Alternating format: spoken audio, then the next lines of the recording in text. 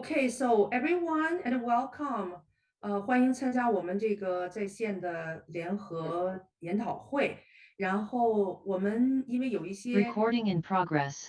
可能会有一些技术故障，因为我们有一个 YouTube 的streaming，可能需要稍微给我们1-2分钟时间。现在是5:34，给我们1分钟时间，我们还有不断的有这个听众朋友参加，所以请所有已经进来的朋友们，如果看一下，请你们先 mute 一下，在整个我们这个研讨会的过程中，我们前面有一段两段的话呢，是我们 panel 的 discussion。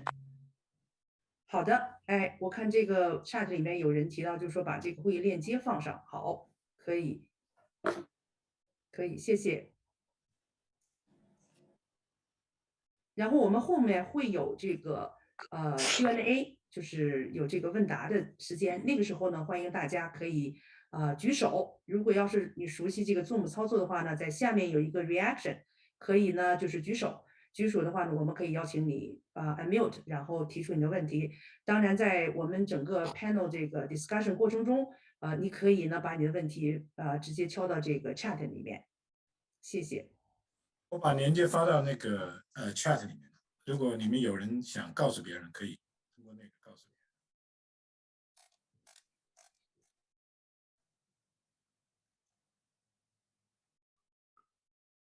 好的，感谢各位我们已经上线的朋友。现在应该是美国的东部的时间的8:35，中国的早上周六的早上8:35。非常感谢各位能够抽空参加咱们的研讨会。那这个研讨会呢，我们接下来将会正式开始。前面的大概1个小时时间，我们会主要由英文来进行主持，后面的时间我们就会转换成中文，因为比较符合我们广大的这个参与的这个线上的朋友都是中文的听众，所以我们希望能够有更多的这种跟大家交流的时间，也希望大家积极的把你的问题，然后或者你想了解到的都可以发到我们的这个 chat 里面，或者是也可以通过我们的这个微信群，也就是显示在我们屏幕的右方的这样的一个微信群扫进来，然后我们会有我们的这个老师们也看一下这个，多关注这个群里的问题。那我们话不多说，我们的 webinar 就正式开始。也希望我们做一个 housekeeping，就是按照刚才老师说的，我们希望各位刚加入到我们这个 webinar 的各位老师们能够先 mute 一下自己的话筒，让保证我们能够听得顺畅。Okay, hello and welcome everyone. Thank you for taking the time to join us today. I'm today's your host, Shelly Xu. Currently, I'm a principal scientist at Science, actively involved in both NACAN and CAFT. It's my great pleasure to introduce more about this webinar. Our today's webinar is hosted by North America Chinese Association for Nutrition, NACAN, N-A-C-A-N, and the Chinese American Food Society, CAFT, C-A-F-S. The objective of this webinar is to help the audience to understand the various of Chinese American Food Society. Dr. Zachary Chen is currently the microbiology manager in the Bioregional Research Center at Valent Bioscience in Illinois. Prior to join Valent Bioscience in 2014, he had worked as a research scientist, senior scientist, and principal scientist at Kraft Food for 15 years. Dr. Chen received his bachelor and master degree in fermentation engineering and microbiology in China and Japan, and PhD degree in food science from University of Massachusetts. In his nearly 3 decades of professional life in both academia and industry, Dr. Chen has authorized 31 journal papers, 45 international patents, 2 book chapters, and numerous conference presentations. Dr. Chen has played several leadership roles in both local and national IFT. He has served as the Executive Committee Director of Chinese American Food Society, CAFS, in 2012 to 2014, and Chair of CAFS in 2014 to 2020, President of CAFS 2021 to 2022. Please join me to welcome Dr. Jin.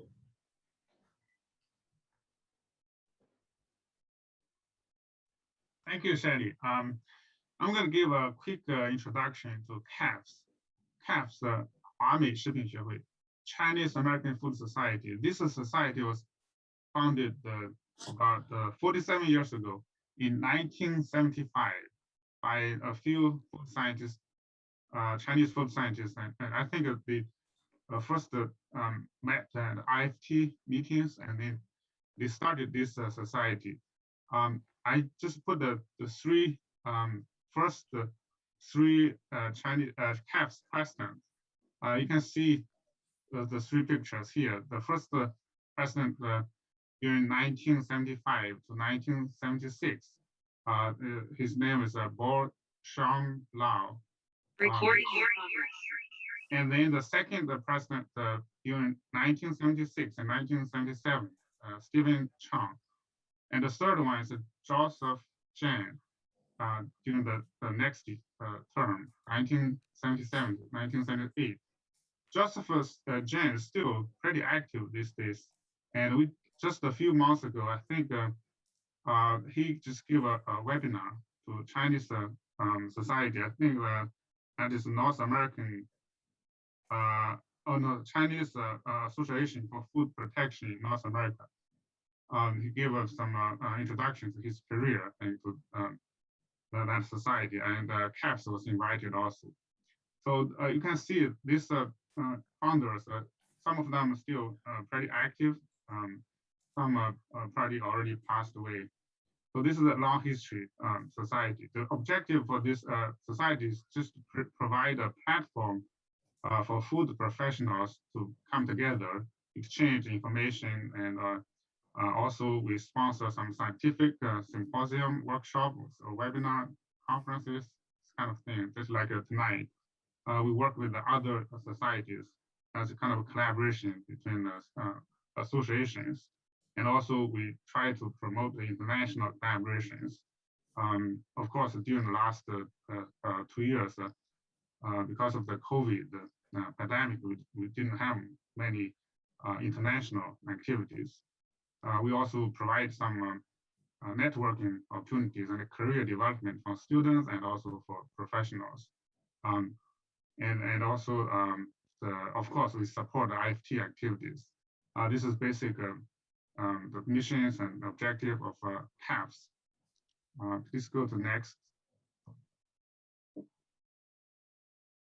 The current CAFS EC members, here you can see this is 2021 to 2022.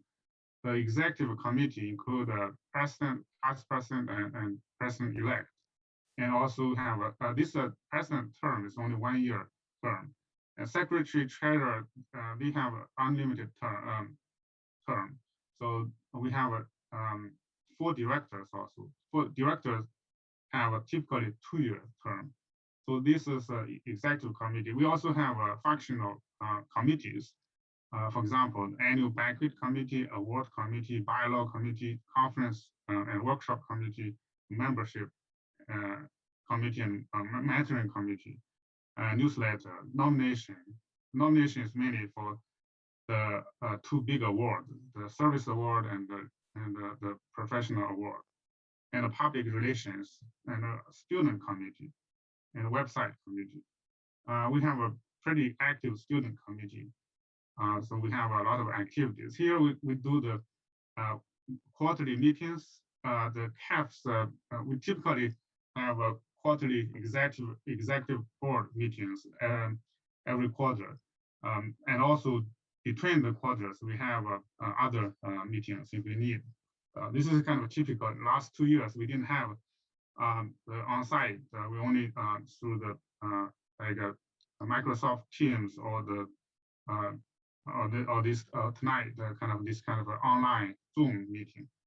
This is a typical quarterly meetings for EC. Next slide, please. We also publish newsletters. Every quarter we have typically we publish 4 newsletters each year, so quarterly newsletter. Just give some update, including some news, some progress, and some opportunities, something like that. This is a newsletter. And the next, the student committee actually is another pretty kind of a active committee. They have sponsored several activities. This is one of them, student research competition. Every year we have different kind of competition. Sometimes a video presentation competition, sometimes abstract competition around kind of just about the research, student research. We have typically 3 winners. That's kind of exciting. This year, again, we have abstract competition. The next, please. And this is probably the highlight of this CAPS activity. Every year we have annual business meetings and also banquet. This is typically happen Monday night during the IFT annual meeting. So we have a meeting. We reserve the dinner in a relatively big Chinese restaurant. This is a Chinese restaurant at the Chinatown in Chicago. A few years ago, we had this annual meeting. Typically, we have more than 100 students and professionals attended this meeting. We have some kind of presentations and awarded to some people, and also students award, those kind of things, and also summarize the whole year's achievement. This is kind of an end of the term. Typically, the day we just the president end the term and new president take over the activity for the next term. This is the the activity, and then here's the we have other social media like Weixin, WeChat, and we have several WeChat groups. So you can scan this code, barcode. You can get you can join these teams if you like. This is pretty good, good social media, and a lot of information is shared among the members. And also there's some activity. You can see some competition award, student abstract competition that we have a award also here listed. So if you want to know the details, more details, probably join these groups. Then you can receive a lot of announcement. So this is the quick introduction to CAPS. Shelly, back to you. Thank you, Dr. Chen. We really appreciate the introduction. And now I'm assuming like everyone now know more about CAPS. And also if you are interested to like join CAPS, please scan the code or reach out to the website. You can register and get more information to be more actively involved. So now it's my great pleasure to introduce Dr. Jinrong Zhou, the current president of North America Chinese Association for Nutrition, NACAN, N-A-C-A-N. Dr. Jinrong Zhou, associate professor, surgery, Harvard Medical School, director, nutrition, metabolism laboratory, Beth Israel Deaconess Medical Center, functional foods for chronic disease, section chair. He received a PhD in nutrition science at University of Illinois at 1994. He completed his postdoc training in bionutrition and cancer prevention at Beth Israel Deaconess Medical Center, Harvard Medical School, and was awarded a National Research Service Award from NIH. In 1996, Dr. Zhou was appointed as instructor in the Department of Surgery at Harvard Medical School and continued his research as assistant professor in 2020. and as an associate professor in 2010. Since 1998, Dr. Zhou has remained the director of the Nutrition Metabolism Laboratory at Department of Surgery, Beth Israel Deaconess Medical Center. He has been principal investigator or co-investigator on more than 30 grants from different scientific funding agencies and industry. Furthermore, he has published over 60 peer-reviewed scientific research papers, review papers, and book chapters, editorials. Please join me to welcome Dr. Jinrong Zhou.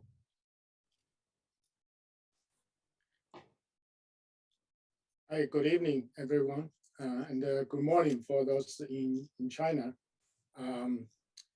It's my great pleasure to introduce the North American Chinese Association for Nutrition. So the North American Chinese Association for Nutrition, NACN, is founded in 2012. Relatively is a young organization by a group of scientists and professionals in the nutrition-related fields. The original name of the organization was called the North American Chinese Society for Nutrition, NACN. For some of you probably still remember this name. But in 2021, the name was changed to NACN, purely for the purpose of applying for the charitable organization. And now the NACN is a public nonprofit charitable 501c3 organization.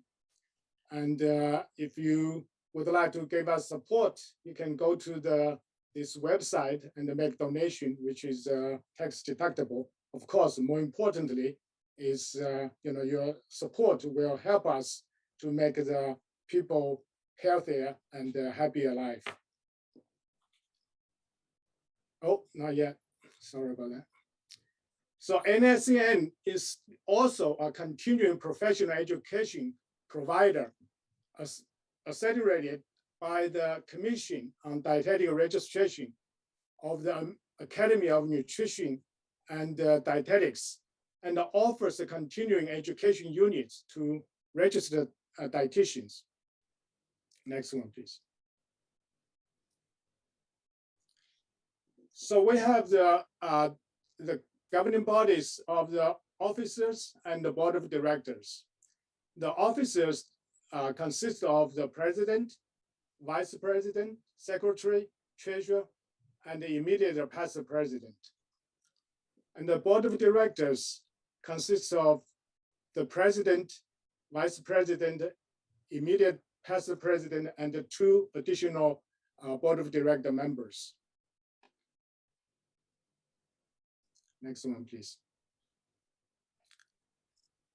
The mission of our association is to promote scientific exchange and the networking, to facilitate advanced education and the training, and to advocate for the nutrition-related research and the evidence-based practice. We have several regular scientific programs. One of them is regular webinars.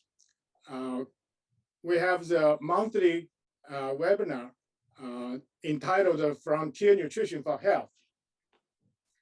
One of our flagship scientific program is the annual summit, which is called Frontiers in Nutrition.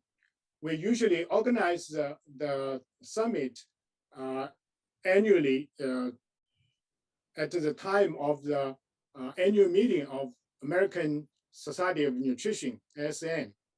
And of course, due to the, in the past couple of years, due to the COVID pandemic, we had to organize the summit in virtually. In the summit or annual scientific symposium, we usually invite the well-established scientists in nutrition and the related fields to give the presentation. We also organize the sessions specifically for the junior faculties and graduate students and the postdocs. We also, established several types of awards to encourage the young professionals and particularly the graduate students and the postdocs to give their presentation, to submit the abstract and other, the activities.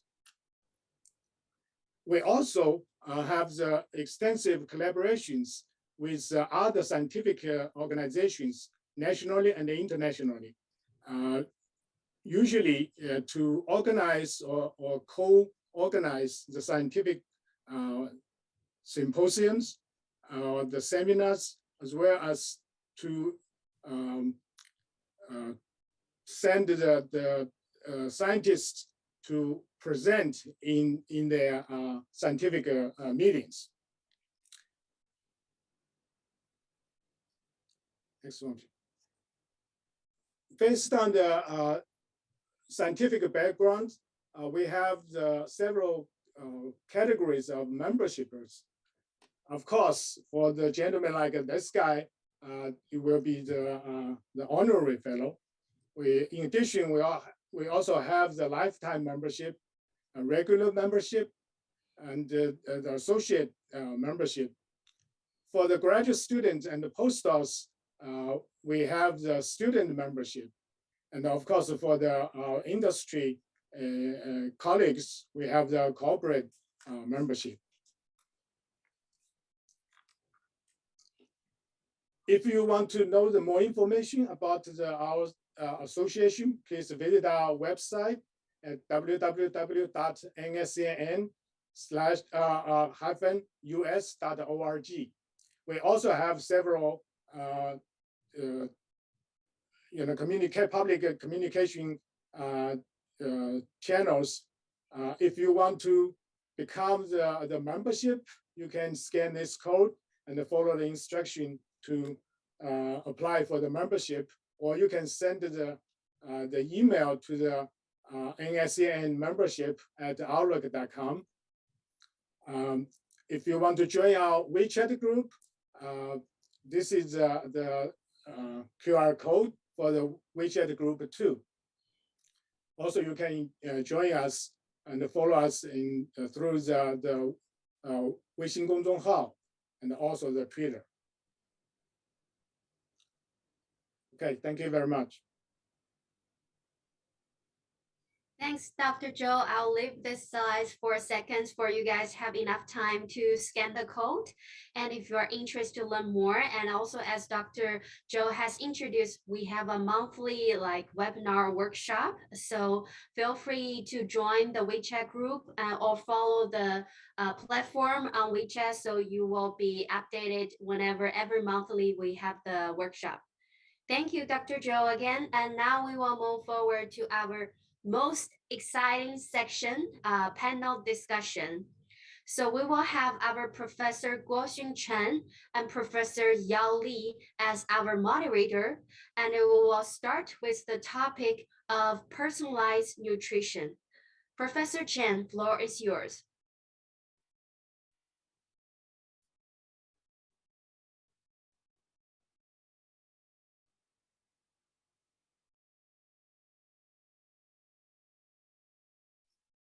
Professor Chen, you are on mute. Yeah. Okay. Can you see? Yes. Yes. Okay. Great. Okay.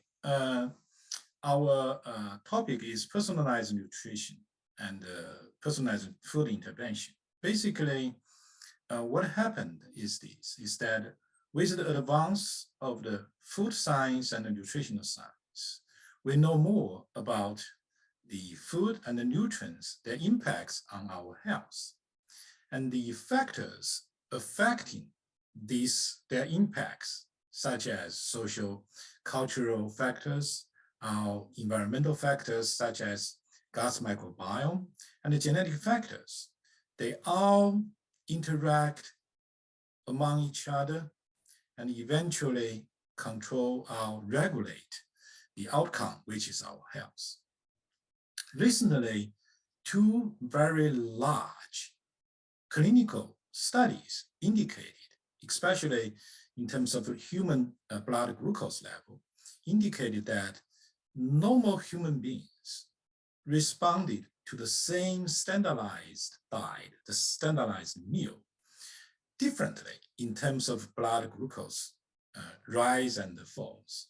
Some of them respond rapidly increased blood glucose, and some of them, the glucose will not rise rapidly or not rise at all, even everyone eating the same amount of food.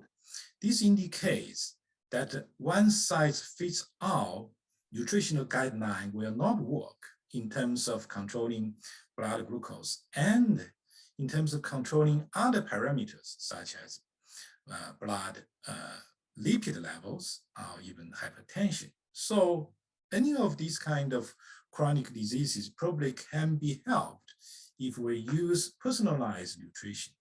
And indicated here, the definition, personalized nutrition, many times are called precision nutrition or individualized nutrition, or nutritional genomics, whatever they call. Really, they are using the human's individuality to make nutritional strategies or nutritional intervention methods to prevent, manage, or treat disease. The goal is optimize human health. Right now is a very good time for the nutritional scientists and food scientists to come together in this emerging field. I call this personalized nutrition, personalized food and personalized nutrition intervention to help people to get a good health. And today, we are fortunately to have 3 panelists talking about personalized nutrition or precision nutrition, where we'll hear their views about personalized nutrition. The panelists are Dr. Cao Dongwu, and who is a professor of nutrition at Texas A&M University, and Dr. Ziping Yu, who is an associate professor in the Department of Nutrition and Dietetics at the University of North Florida. And then our president, current president, Dr. Jinyong Zhou from Harvard Medical School will talk about their views of personalized nutrition. Without further ado, let's welcome Dr. Cao Dongwu. Cao Dong, floor is yours. Okay, great. Thank you. Thank you, Dr. Chen, for leading to this very interesting topic. Also, I really appreciate the opportunity provided by the 2 societies for this very exciting event. Just like Dr. Chen mentioned about precision nutrition, or sometimes we call personalized nutrition. So I appreciate the very nice background already provided by Dr. Chen, so which makes it much easier for me to talk about precision nutrition. To make it even simpler, I like to use this so-called nutrition plate to highlight the principles of precision nutrition. So if you look at the plate, that gives you ideas, not just nutrients, but also to consider environmental factors and many others, for example, even genetic factors and lifestyles. So this is why we consider precision nutrition approach includes, in addition to genetics, other factors such as dietary factors, food behaviors, physical activities, and microbiota. So next place. So as a critical component of precision nutrition, it is so important to identify genetic factors that may explain to why some subjects respond and some subjects do not. Next, thank you. So when we actually talk about the precision nutrition, so myself as a nutritionist, particularly in molecular nutrition, I really like articles such as what I showed here to demonstrate so how animals with different genetic backgrounds, they respond different to the same diet. So that this outcome actually described very well by this article. So I will not get into detail, but want again to emphasize the power of genetic difference in determining the outcome of the individuals to respond to diet. Similarly, so actually the ongoing, or actually the published research from human study to also highlight the importance of how genetic factors regulate the response of individuals to diet. That is actually now increasingly considered as a way to guide the practice. That is why what we're going to talk about today. Next. So this just basically what I have. So then I will get back to invite my colleague to talk about more on how to specially address this question. Thank you.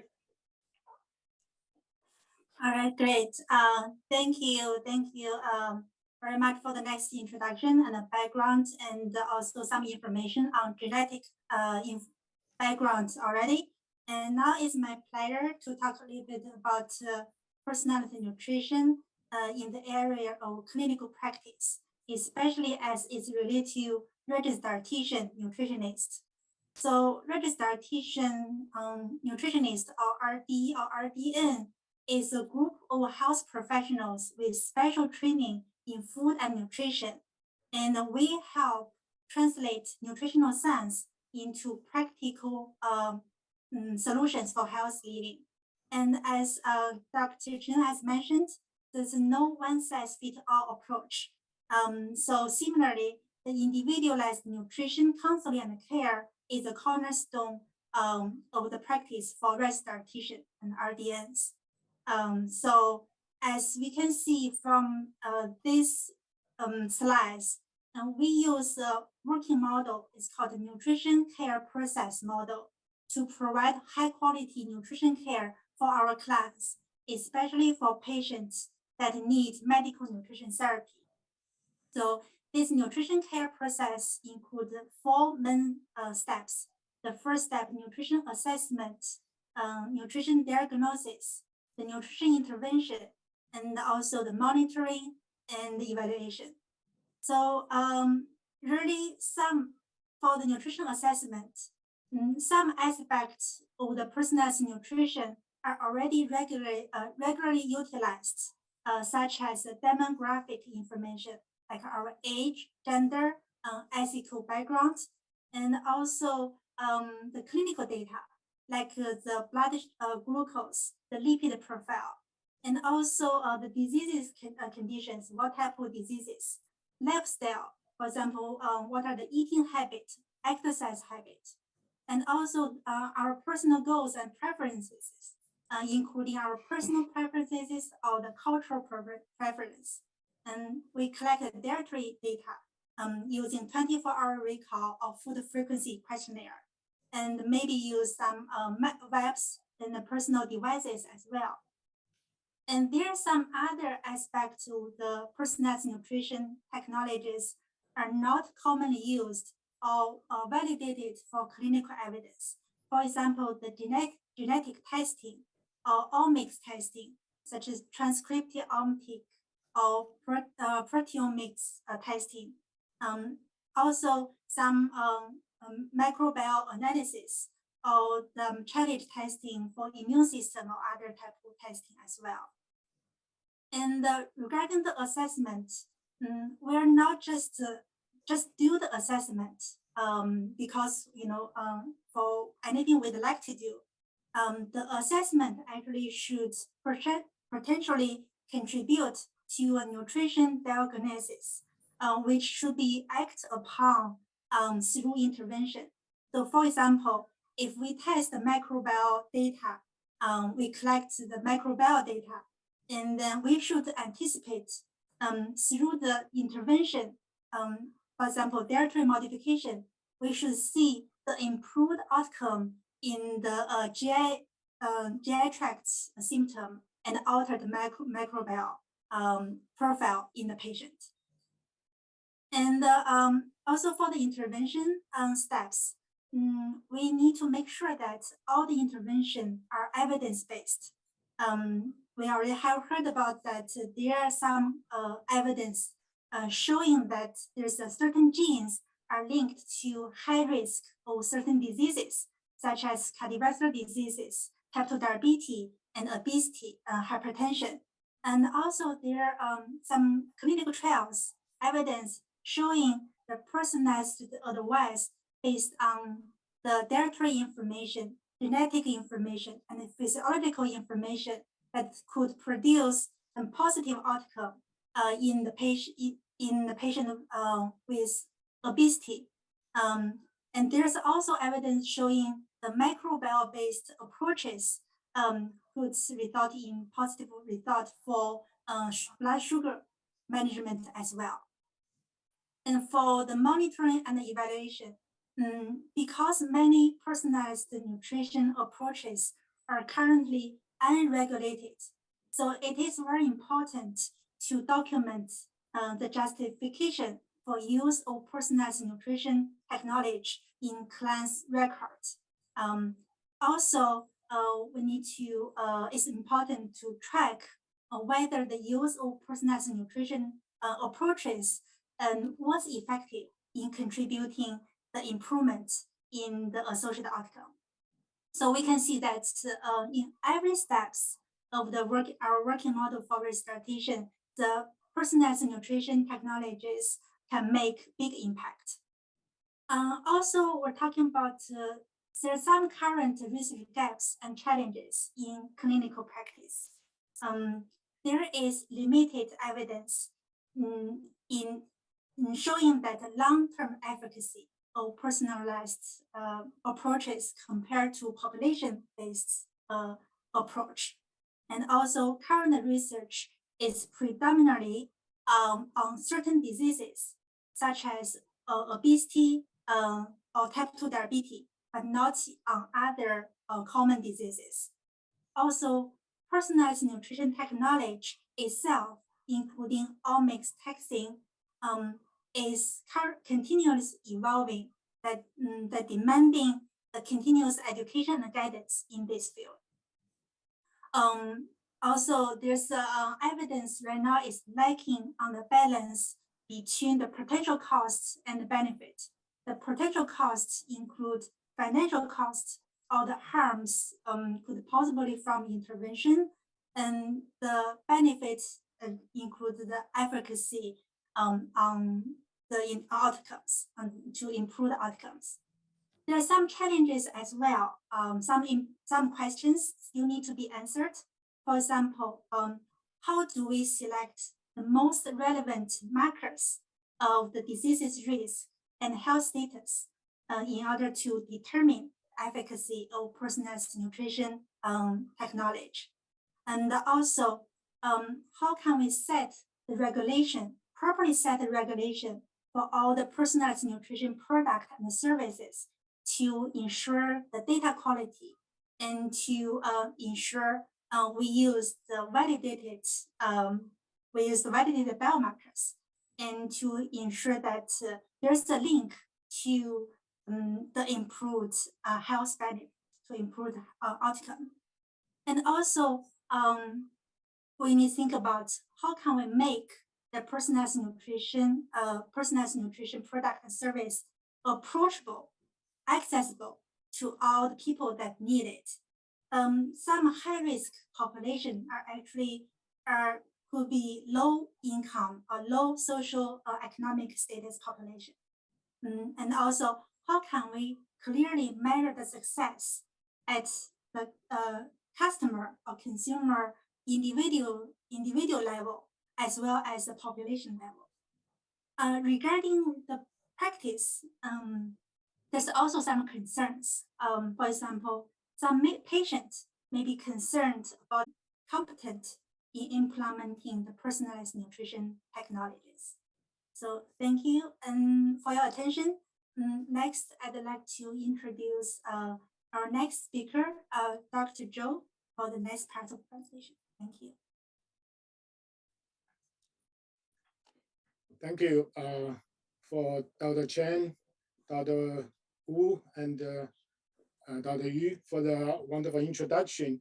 I'm sure you will have a better understanding on the the importance and the practical limits on the personalized nutrition.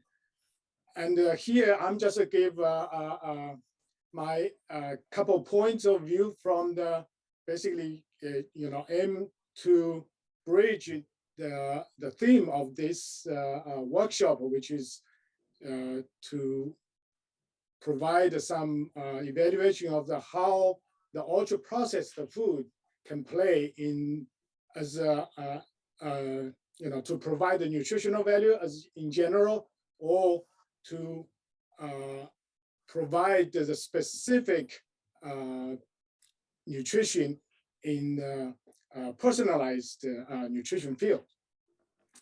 We have heard, clearly recently there's some research or some publications regarding the health issue of the so-called ultra processed food. As we can see some examples here, there's some epidemiological studies to show that the association between the ultra processed food and the risk of the mortality in the different populations. So, I mean, the positive side of this type of scientific report is that those studies can raise the alert or the awareness of the food can play, particularly the ultra processed food can play in health in general. But on the other hand, we can see the headline news may have some slightly different story. As you can see that, I think this is the animation does not work. So, but on the headline news, we can see that the report, since it's covered, it says the ultra processed food and the risk of death will fish fingers and fizzy drink kill you, and also eating chicken nuggets increase your risk of early death. So this type of the news, I think, is for the public, they accept this type of information, and of course, there will be the more health consciousness. But on the other hand, the question is, are those findings really, tell the true story as the headline suggests? So I think is sometimes this headline news may not provide the accurate information about the scientific findings. So that's, of course, I mean, the ultra processed food from the nutrition and the health point of view is, as I would say, it's quite different from the category from the food science or technology. In the nutrition related category, the ultra processed food, particularly those foods that showed some negative association with the health, they're usually based on the category. They're usually called the novel category 4. Of course, there are several different categories, but in general, it's in the last the category. Usually, they belong to the industrial formulations, which is a larger package. They're usually, in addition to the food items, they also have the more ingredients, added ingredients. A lot of them probably contain a high level of the fat, salt, or sugar, as well as other the additives. So this just shows some typical examples of the unhealthy food or ultra processed food in the nutrition categories. So in general, I think the observational studies have suggested that these categories of the food, or called the ultra processed food in the nutrition field, are indeed associated with some the unhealthy aspects of the food. but in the food science and technology, this ultra processed food probably is defined based on the level of the food processing. They also show that this type of food processing is necessary to preserve or to reserve the food, and also they can this processed food can provide the easy access to the consumer, and also usually is more cost effective. So I think the based on this, the first one, please. So I think it's the definition of the ultra processed food a little bit need to be clarified, particularly between the nutrition and the food technology. And also the study shows that there's no linear relationship between the level of food processing and the nutrition or nutrients levels. Of course, some processing steps can eliminate some of the nutrients. So I think the more importantly, I think the optimal personalized nutrition indeed requires the specially processed food. Sometimes it's ultra processed food, we can say. Question. Yeah, the next one. Just finish that one. The slide show. I think it's a little bit different. No, there's a second. Click one more time. Yeah, okay.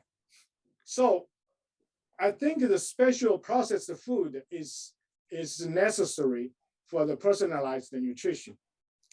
As our colleague just introduced, I think the advancement of the several technologies such as the nutrigenomics, nutrigenetics, microbiome, as well as behavior and psychosocial investigations have all provided the scientific evidence to support that we need the individualized nutritional approach so that we can achieve the optimal health. So in order to achieve this individualized food pyramid and the optimal nutrition, I think it's necessary that we need the specially designed and processed food based on the scientific findings and the individual the requirement. And to achieve this, I think the collaborative research, particularly between the food science and the nutritional science, is the key to achieve this health goal.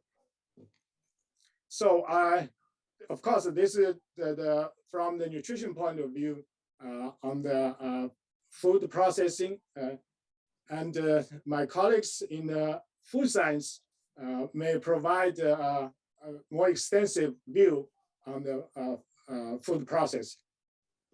Thank you. Now it's our food science colleague to tell you about their view of ultra-processed food. Please. Thank you so much. Again, welcome everyone. Good evening or good morning. I'm Olive Lee. I hope and so that's what I'm sharing. You all can see, right? So just give me a thumb up if that's a correct sharing the screen. Perfect.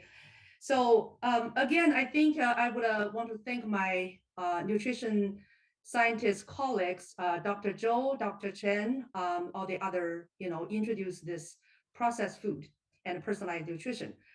Thank you so much for your kind comments and suggestions. We admit we have heard a lot about ultra processed food, the negativities, the adverse effects. Trust me, and we know that. And but yes, I think and so it's really a topic worth discussion. Let me and so first introduce my colleagues from food scientists and technologists. So I have three other panelists join me, Dr. Zachary Zheng, who is a Senior Director for for Microbiology and Safety from the Valent Biosciences. And we also have Dr. Kathy Liu, who is a seafood processing and safety expert and from University of Maryland. And we also have Dr. Shelley Xu, and she recently graduated, or maybe several years ago, graduated from UMass, and currently and also working for Nestle Health Science, particularly to develop dairy-based novel products for infants formula and for specialty requirements, but mainly focus on and to improve health and nutrition. So with that, let me and so first and so pull out some slides, some definitions for all of you. All right. So I believe all of you can read faster than I read it out. So I will leave and so a few seconds for you to read.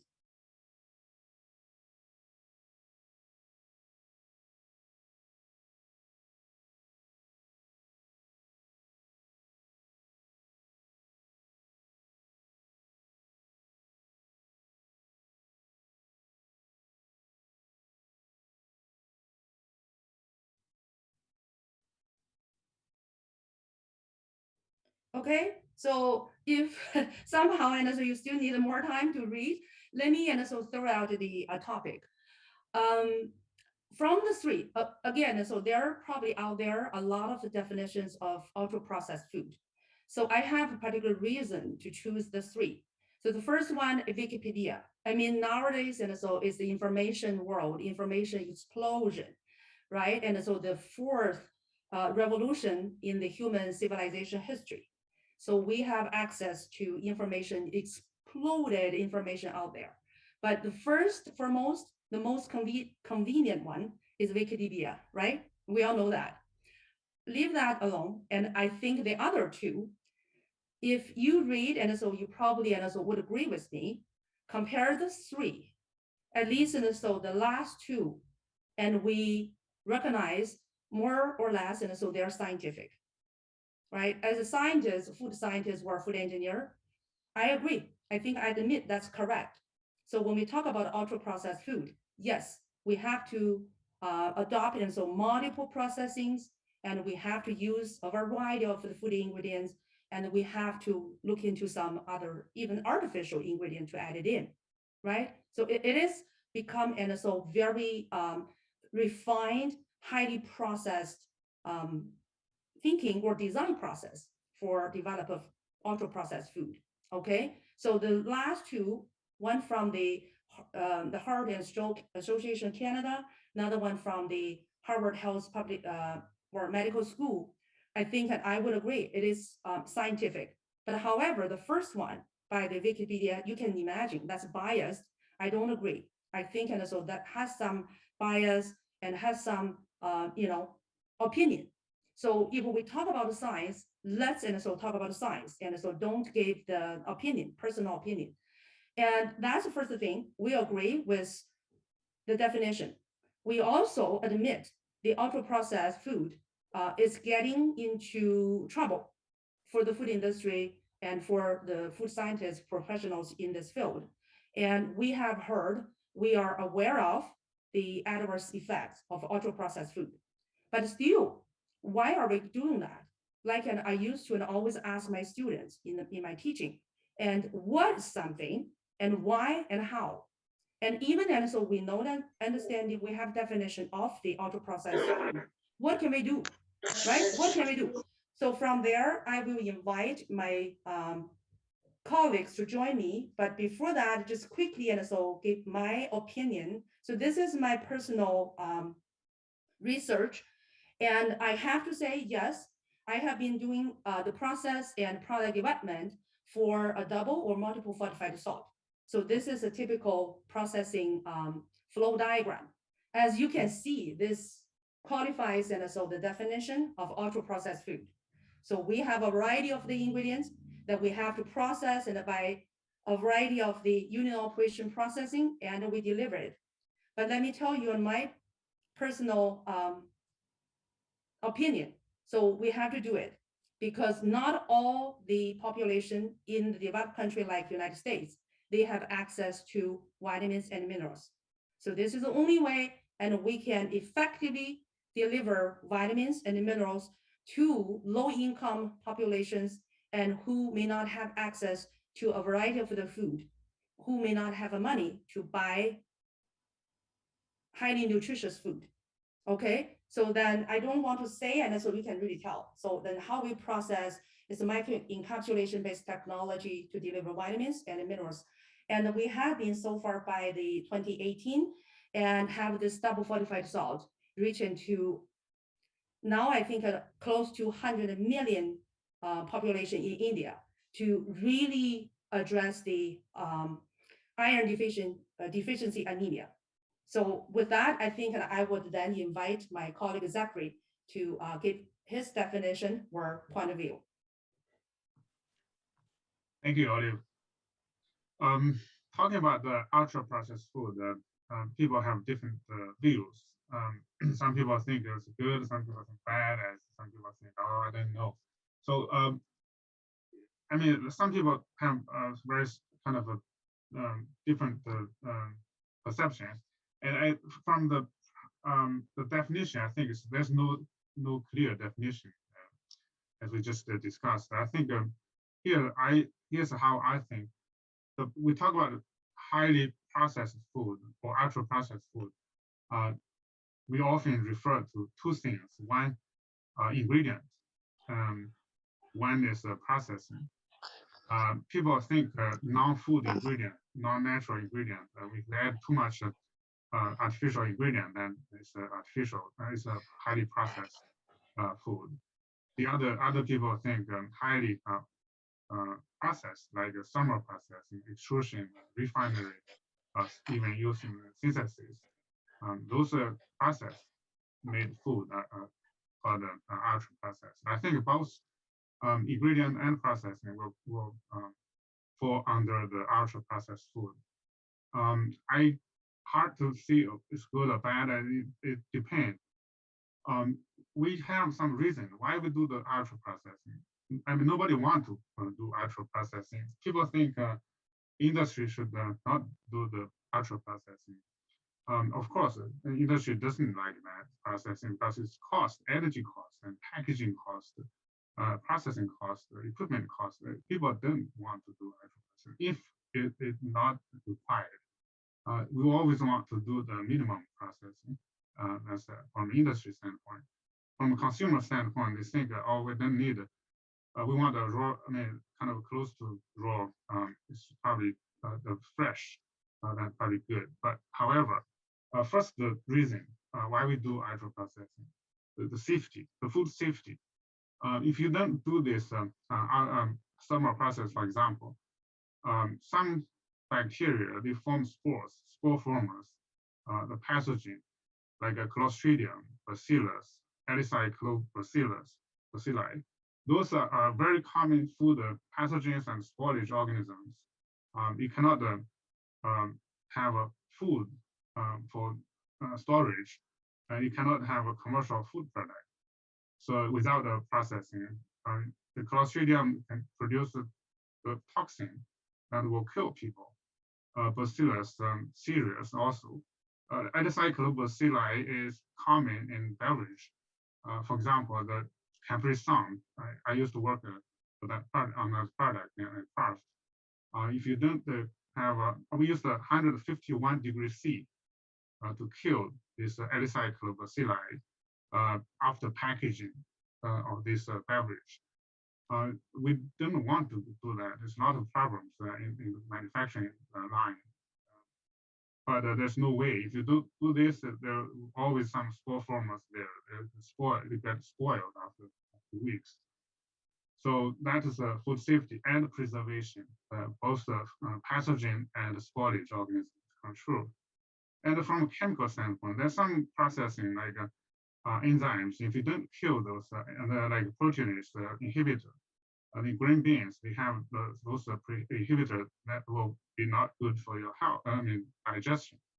Lectins also. To use thermal processing to kill those proteins, inactivate those proteins or enzymes. Those are chemical standpoint. The other thing, the other benefit, some nutrients become available after heat treatment. For example, the tomato lycopenes. If you don't do heat treatment, they just encapsulate in a compartment within the plant cells. It's not, you don't get maximum benefit. After cooking, you get the release, the cell wall damage, you get this nutrient released, so you get a more beneficial nutrient. The meat protein, if you don't cook, it's hard to digest. So those kind of thing. The other thing, like a functionality, you do some modification to lose the nutrient value, like the starch. The starch provides the energy.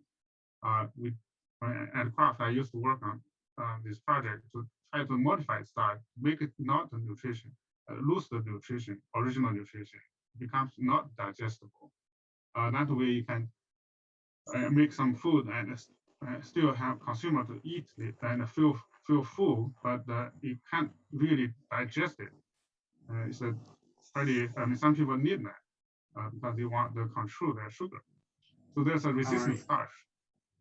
And there are other things like palatability, include the flavor, texture, and color. You want to make food look good and smell good, and the texture, crunchy, those kind of things. For example, the French fries, those puffing or deep frying product, they are very tasteful.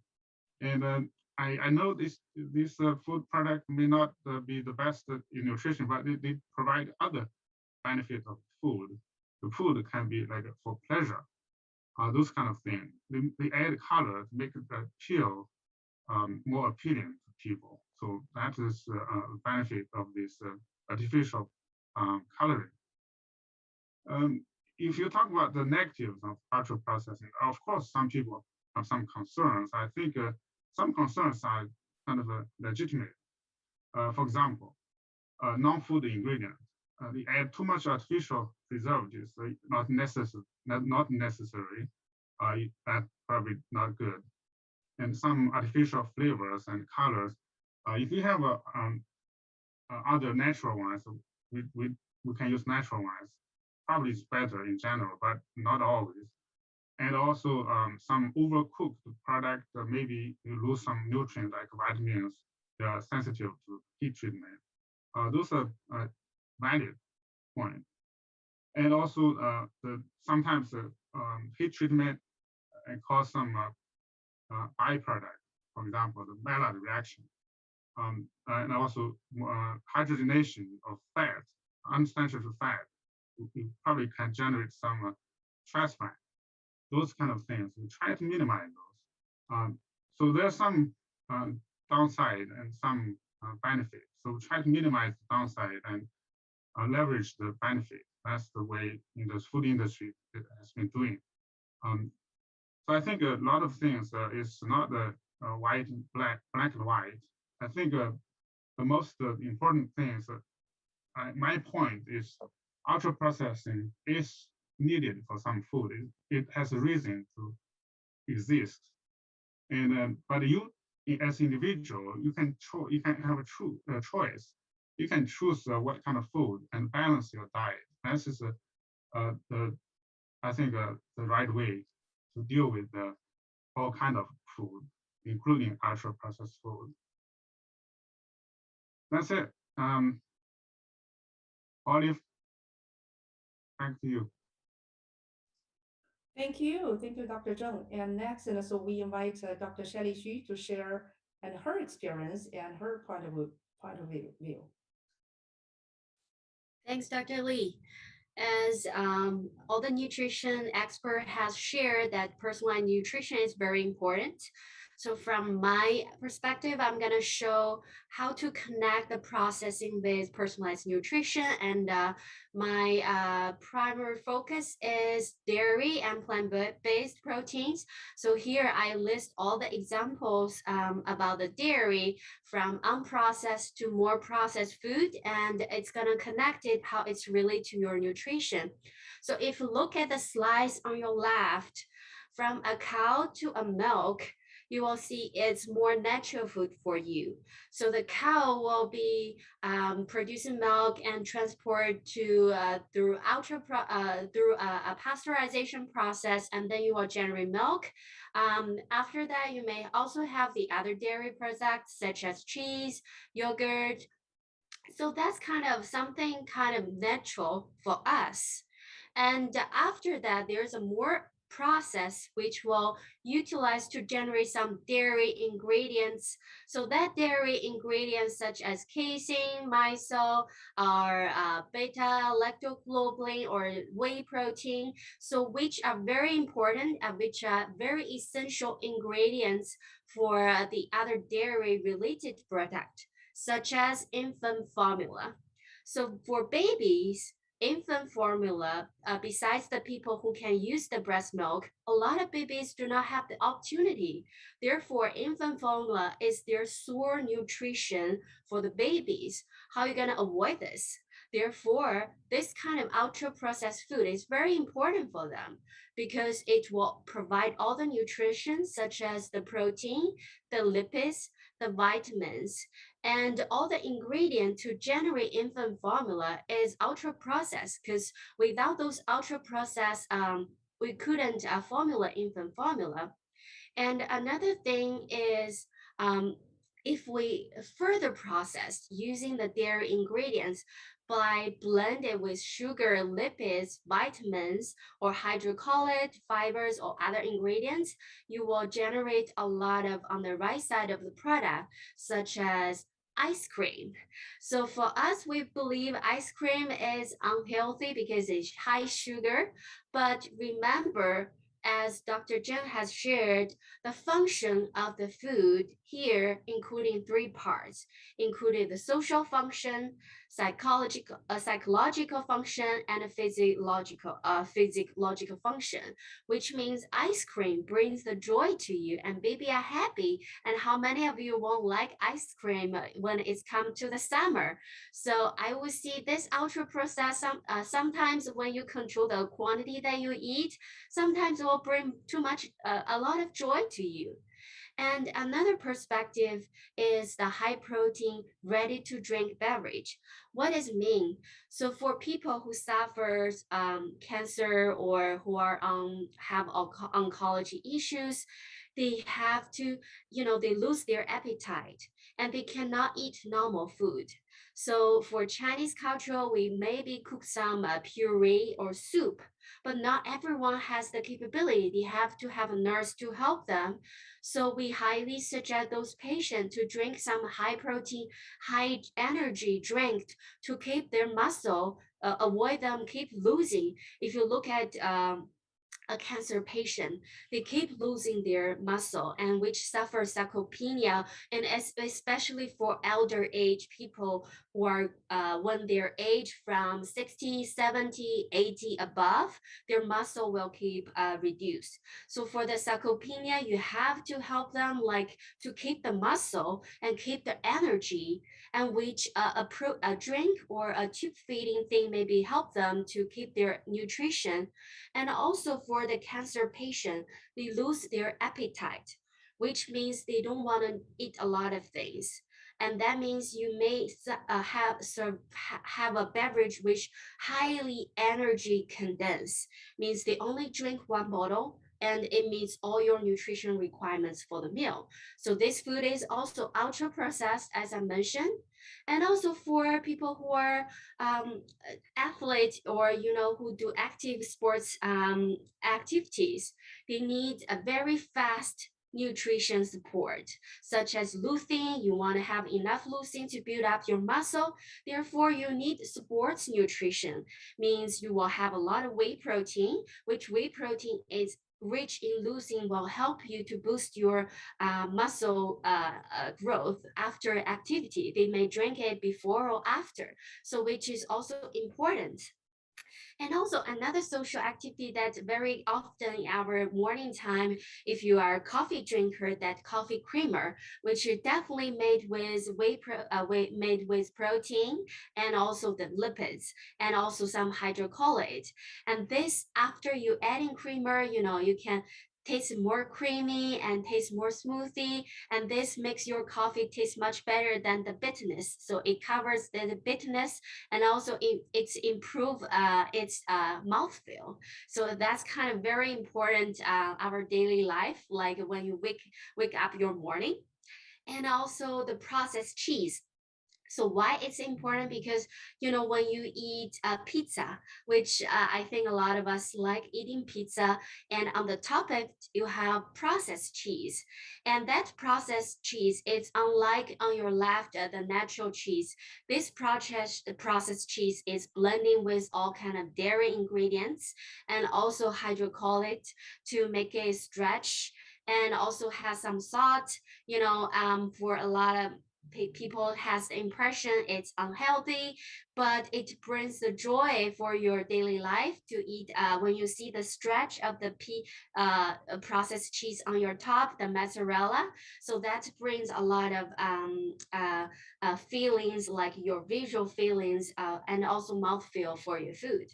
So as I share that food is quite important for different group of consumer, which means the function of the food not only reduce the processing, can help reduce its microbiology, improve its texture, and also for me, I think as a specialist working on this health and nutrition, is that processing will improve the bioavailability for the food, which is quite important.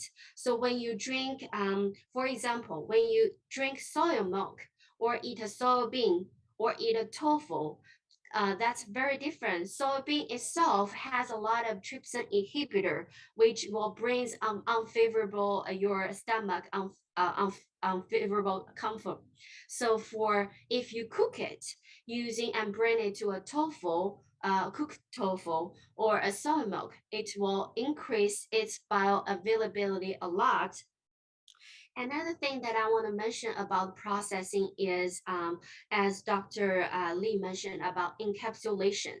So encapsulation is very important process for dietary supplements. So that dietary supplements is kind of help you connect with the personalized nutrition. Some people may need more vitamins. Some people may need healthy lipids, DHA, and omega-3, and some of them may be related to a blend of protein powder, which is more related to personalized nutrition. So that's why I think my main objective for this slide is want to see processing is critical for us, and there's no clear boundary between processed food and unprocessed food. So the most important thing is choose the food that fits for your nutrition and fits for your need. Thank you. Thank you, Shelley, for sharing your opinion. So the last, and so I would invite my colleague, Dr. Kathy Liu, and to give some examples from seafood processing.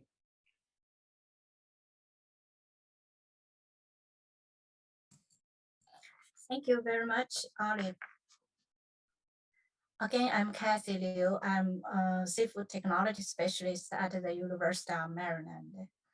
I had worked on seafood science and technology education research and extension for nearly 30 years. Next, I'm going to share my understanding of actual processed food using seafood as example. I actually agree much about Zachary and Sherry's opinion about the processing. Some processing steps actually are very important. So here, the slides you see shrimp, fish, That actually is the salmon and the crab products. So for better understanding, I group them into 4 categories. So the first category are raw, fresh, and unprocessed seafood. And the second type is minimally processed. They include the seafood, for example, shrimp, fish, deheaded and de-skinned or peeled, so that we get deheaded shrimp, fish fillet, fish steak, or shrimp meat. Those can be fresh or frozen. If the product further treated, for example, if we have shrimp, you use the you bread it, then those are the ready for cook, or usually you fry them. And also we have, if we have fish, we cure the fish, and also a breaded fish, you can fry, ready to fry. And also further, we can have ready to eat seafood. For example, smoked salmon, and also canned seafood, including shrimp, lobster, and salmon, etc. So those are the general process. So even though we may be able to buy live crabs, shrimps, and fish sometimes, most often seafood products are processed at a certain level. Many processing steps are actually essential in nowadays, because seafood are highly perishable. Preparing live fish and shellfish, it's a challenging. It's not only tedious and time consuming.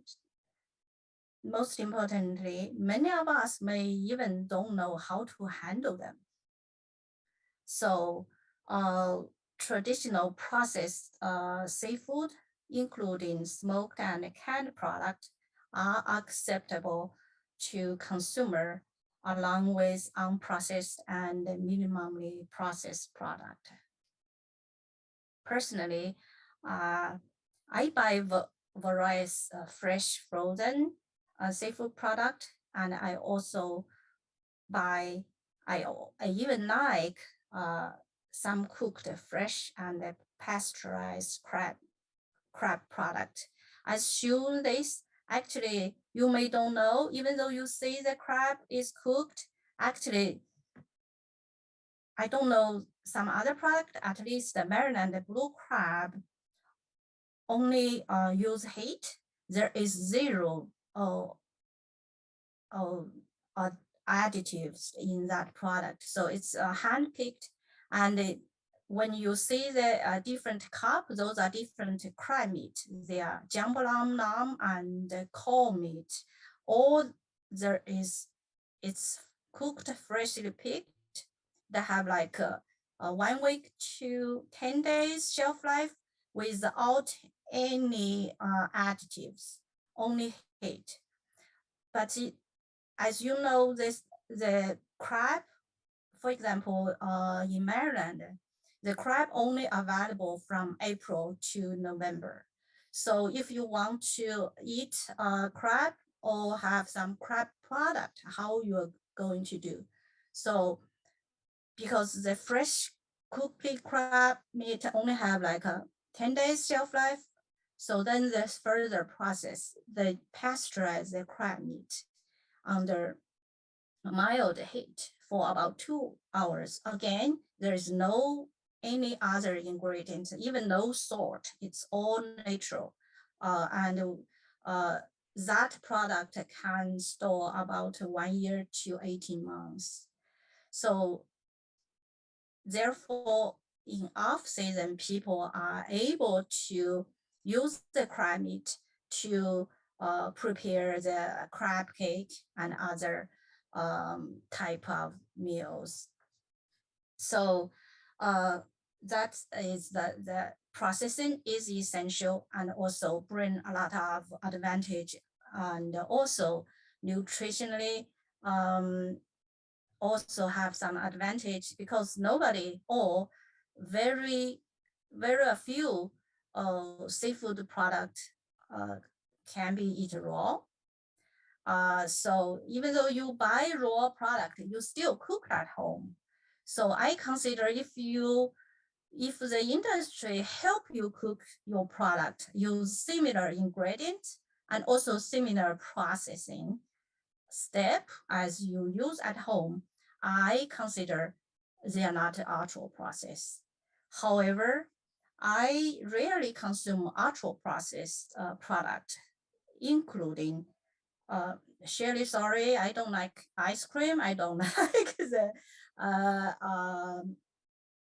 like high energy type of protein drinks, but I do like milk. I do like cheese. So the ultra processed seafood is more like a imitation seafood are considered as ultra processed, including surimi based and plant-based seafood. I'm not going to talk about how those products are processed because they are fell into the definition either Olive or Zachary mentioned, because they are not real seafood. For example, you have imitation crabs, they're not a real crab. But of course, if you have fish ball, fish cake, they are still fish. And they also contain too many artificial and modified ingredients. Those ingredients are rarely used in your home cooking. So I consider those products are ultra processed. And also in many situations, their materials actually may be cheap, but the end product may not be cheap, because those products are deeply processed, and also they are aggressively promoted. So the product are not necessarily cheap. So that I consider those imitation seafood as ultra processed. Of course, sometimes some surimi products are actually well acceptable. For example, fish or fish cake, they are popular for hot pot, and I don't mind consuming them occasionally. However, I'm not much favorable to the plant-based seafood product. Although I'm not in favor of them, I understand ultra processed food may be our future trend due to the fast pace of modern society. Prepare a meal at home is not always easy, especially for some young generation. If they are busy, they are very stressful. Those ultra processed food, actually, they have to depend on that.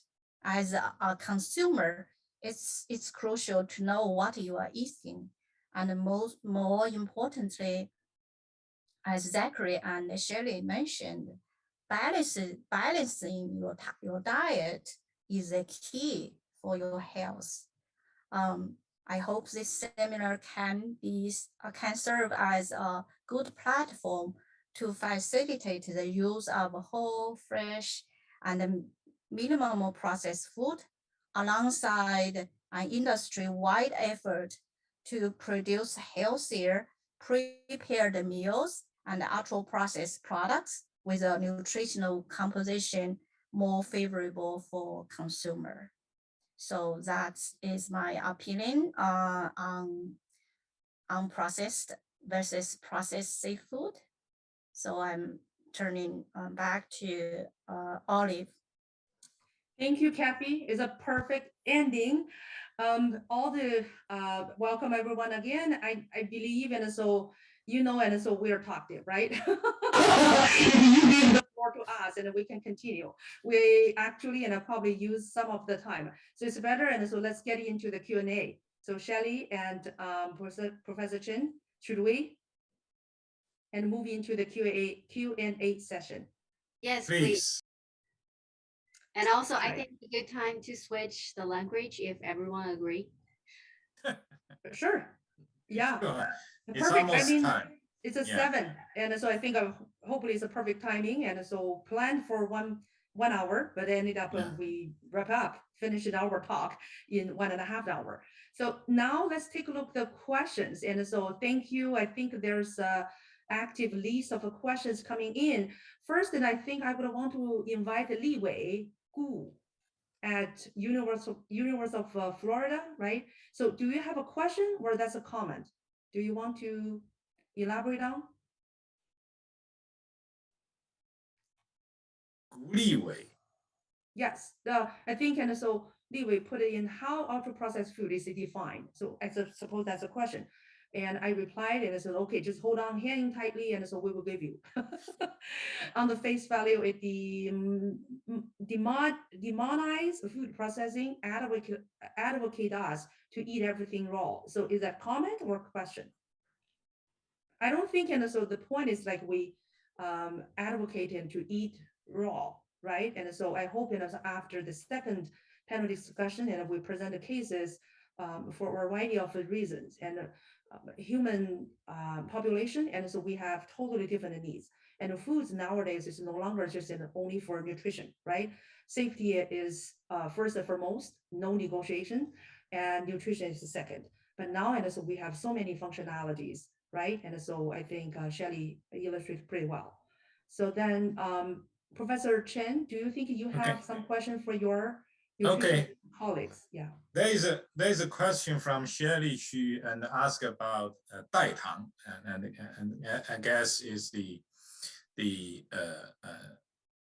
sweeteners that with no caloric value, and I think we can ask first about the caloric value part to Ziping. I mean, because she's related to RD and about the no caloric values sweetener. What we think is there good, bad, or innocent? Yeah, Professor Chen, sorry to interrupt. This is a question from Wang Changlu. Okay, sorry. I thought it's you because I saw you. Okay, but anyway, did I describe the question correctly? Okay, great. Ziping, can you answer? I mean, Cao Dong and Jinrong, you guys can chip in if you think you have more points to make. 好的，谢谢。志平先来吧。Okay. 好的，这个应该是那个王老师，是我之前是我之前的导师，对，是我老师那个对，因为之前我的那个 background 其实也是在 food science，所以对，正好王老师问我这个问题，那我就先稍微讲一下我的理解吧，就是代糖呢，它现在是一个比较有争论的一个甜味剂，是一个添加剂。首先呢，就是说它有很多的从健康方面，它有很多应用方面的这个价值。就是说，首先它没有热量，就是很多关于减肥的患者也好，减肥的人群也好，他们会食用一些代糖产品，比方说 Zero Coke 呀，或者说是一些那个零糖的一些那个食品，这个对他们来说呢是有一定的帮助的。但是呢，就是像包括肥胖也好，还有很多其他疾病也好，他们的这个因素诱因呢，不单单是因为热量，因为它包括是一个很 complex 的一个疾病，像他们如果是可能其他的一些相关的一些 lifestyle factor 也会影响他们的疾病的发生，所以就是单纯的就是取消一个糖量，它可能从其他地方，它可能是同时也获得很多脂肪，就是说他可能喜欢吃甜的东西，那他使用了代糖产品，那他可能会一些其他的披萨也好啊，其他的那个高脂肪的产品也好呀，或者说他不是很那个经常运动，他同样的他就是久坐或者是说是长期的不运动，其实也有可能就是对于健康也都是很多的一个影响因素，就是从代糖这本身来说呢。就是目前来说吧，不完全是说可以对有些人是可以是有一些帮助的，可能减少它的热量，但是呢，并不是说是一个非常就是完完全全唯一的 factor，然后能够应用它，然后去减少一些疾病的发生。这个是目前就是我的理解，不知道其他老师有没有其他专家有没有一些想法？我这样，我接着说一句吧， Yeah. 因为这个在行这个质询讲的已经比较好了，因为在这个回答这个问题的过程中，我看到又有一个提问讲这个 fish， 那么我呢就想提问再回到这个 fish 上来讲，因为这个呢，fish 是一个非常好的一个 source， 就是讲这个我们讲这个 omega 3。因为这个 omega 3这个 fatty acids 啊，它在这个 health benefits 就没有任何 question， 就是它确实有 benefits， 就 to certain extent， 就可能或多或少，或者是 precision 的女性，就有些人可能效果好，有些人效果差。那么回到这个 food 的这个 process 过程来讲呢，就是说，我个人的理解就是你说这个 raw 的这个seafood 哈和这个 cook 的，特别是这个 fried food，它这个从这个omega 3这个 value 上来讲，它会丢掉很多，这个是已经有很多的报道了。但是呢，就是说这个 raw food 呢，它可能就会增加一些这个 health risk， 包括一些这个感染呢，包括一些这其他一些因素，这就涉及到一个怎么样有一个平衡。就是说，特别是按照这个中国人的习惯，因为我们不是很倾向于吃这个生的食物，那么就是在 cook 的方式上，可能就大家会需要根据个人的这个理解的，至少我们作为一个 nutritionist， 我们会推荐，就是我可以推荐，就是稍稍的煮一下，也 rather than 就是用这个油把它一裹一炸呀。那么这个在从这个营养的角度来讲，毫无疑问就在保存这个尽量的保存这个 omega 3它的这个 beneficial effects 啊，这个角度来讲，这是我的对这个 seafood 上就提的一些 comment。好，谢谢大家。谢谢吴教授。然后是因为有一个问题是，其实Phillips Richard 是我的学生 Master Student，然后他问了2个问题，一个是这个在相比 raw fish fillets 和这个 cook 哪一个更 nutritious？我觉得你的这个解释非常好，这个没 depends，你如果要是说不怕那个 health risk，那你就吃 raw。但是你要是觉得好像煮一下我放心，我不拉肚子，那你就煮一下。就在这个煮和 Exactly， fry 的这个各种各样的 processing 里头挑一个最能保存营养，然后最那什么的就好了，不要那啥。然后相关的好像还有一个问题，也是 Phillips 问的，也是说这个现在 globally harmonized international food inspection standard。然后这个 inspection 的话，当然有很多，从 safety 的角度，从这个 chemical property 这个角度，然后它可能主要关心的是用到一个 nutrition labeling，然后是在这个 USDA 和中国的海关GACC。那么我想这个可以我们的 nutrition 的专家就是说比较一下，有没有人是做过这个 nutrition label 的对比，中美之间有什么不一样，或者是在全球范围内这个 nutrition label 是有什么样的，或者我们其他的 food science 的food science 的那个专家。Olive，我举手了，我 volunteer。好。我接着就是刚刚那个吴教授有谈到这个 omega 3作为 seafood，因为我是一直做 seafood 的，我既做 processing， 我也涉及到 nutrition， 我有 both nutrition background and processing and also safety。所以我很赞同吴教授说的这个关于 omega 3的这个你任何的加热，特别是那个叫做多不饱和的脂肪酸，有加热肯定是多少有一些损失的。但是你普通的加热，它究竟损失多少？你损失的这个就是叫做risk and benefit，你其实要权衡。而且呢，就是说吃生鱼片在日本是蛮普遍的。